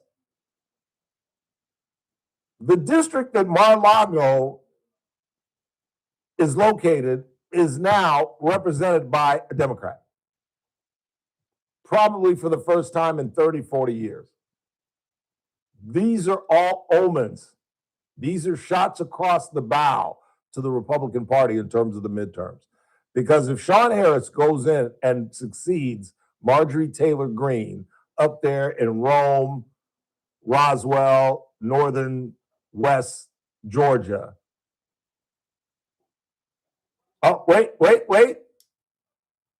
I think they just declared it. I think they just declared it for Clay Fuller. Yes, Fox News has just declared Clay Fuller the winner. So essentially, just ignore everything I just said for the last 4 minutes. Just absolutely, just let it fall on deaf ears. Don't pay any attention to me. That's what everybody wants to hear. I'm just gabbing just to talk because I got to get to 5:58. Just ignore everything I just said. Clay Fuller has succeeded Marjorie Taylor Greene. Sean Harris, the black Democrat, went down. And if it's 9 o'clock and they're calling it already, it must not have been close. So essentially, what we've learned today is we got a shot in the midterms. May not be as bad as Ralph is making it out to be. Let's hope. Because to be honest with you, and not on a racial basis, which I am wanting to do, don't get me wrong, but I thought Harris was going to win. I mean, he got 3,000 more votes than the Republican in the general, but there were other Republicans. Hence my theory that Chad Bianco could be second in our gubernatorial race, meaning that there'd be two Republicans because Sean Hilton is going to get the most votes, in my opinion. The most votes. I didn't say the most Republican votes. I think Hilton gets the most votes. It's just a matter of who's going to be second. Is it going to be Swalwell? Will it be Steyer? Is Kathy Abernathy right? Is Katie Porter going to make a late comeback and be that second person? I certainly hope not, because she would be our next governor. I don't think Hilton or Bianco can beat a Democrat, just based on numbers. I think our only hope is that both of them meet, despite the fact that they can't stand each other. I don't know why I love that. Well, actually, I hate it when it gets right down to it, because I wish they could come together and work something out where they're both campaigning for one another. Like I said, I wish the president had come out and said, I'm endorsing both. I want them both on the ticket. I want to assure California gets a Republican governor. And I don't know why Kathy comes in here every Monday and tells us how insignificant it is that we get a Republican governor because all they can do is veto and they can override the veto and blah, blah, blah. I don't care, Kathy. I don't care. I want a Republican governor. Is that okay? And let him veto everything that comes up. Maybe that'll highlight the stupidity of the ridiculous number of bills that these idiots push in Sacramento every single legislative year. Maybe if we just have mass vetoes, Californians will start paying attention to the stupid legislation that they push. I think there's a chance. All right, I got to get out of here. Want to thank Ken Keller for joining us on a beautiful day for Dignity Memorial Hospital, where they unofficially opened up their neonatal pediatric OR, 2 separate operating rooms, So now if a child needs a special operation, they don't have to go to Fresno, they don't have to go to Madera, they don't have to go to UCLA. It is light years from where we once were. And of course, want to thank Teresa Goldner. You're not going to see her for a while. She's on her way to the Orient. She'll be gone for 3 weeks. I don't know if we'll fill that spot in or just ad lib. I don't know. And tomorrow's a Wednesday. Howard Marcus, the folks from BC, and Nick Ragone on the Masters. In the meantime, for Chris Burdick, I'm Ralph Bailey. That's what's really going on. I will rap to you tomorrow.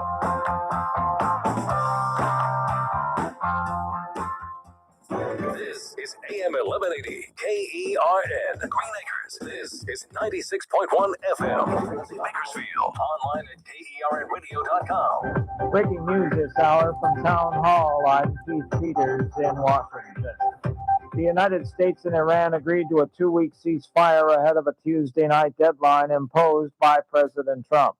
White House correspondent Greg Clugston reports. In stark and violent language, the president had warned that Iran's whole civilization would die and never be brought back again unless his demands were met. Shortly before the deadline, Donald Trump announced a suspension in military attacks subject to Iran's agreement. Iran's Supreme National Security Council accepted the ceasefire but said it doesn't mean an end to the war. The Iranian foreign minister said passage through the Strait of Hormuz will be allowed for the next 2 weeks under Iranian military management.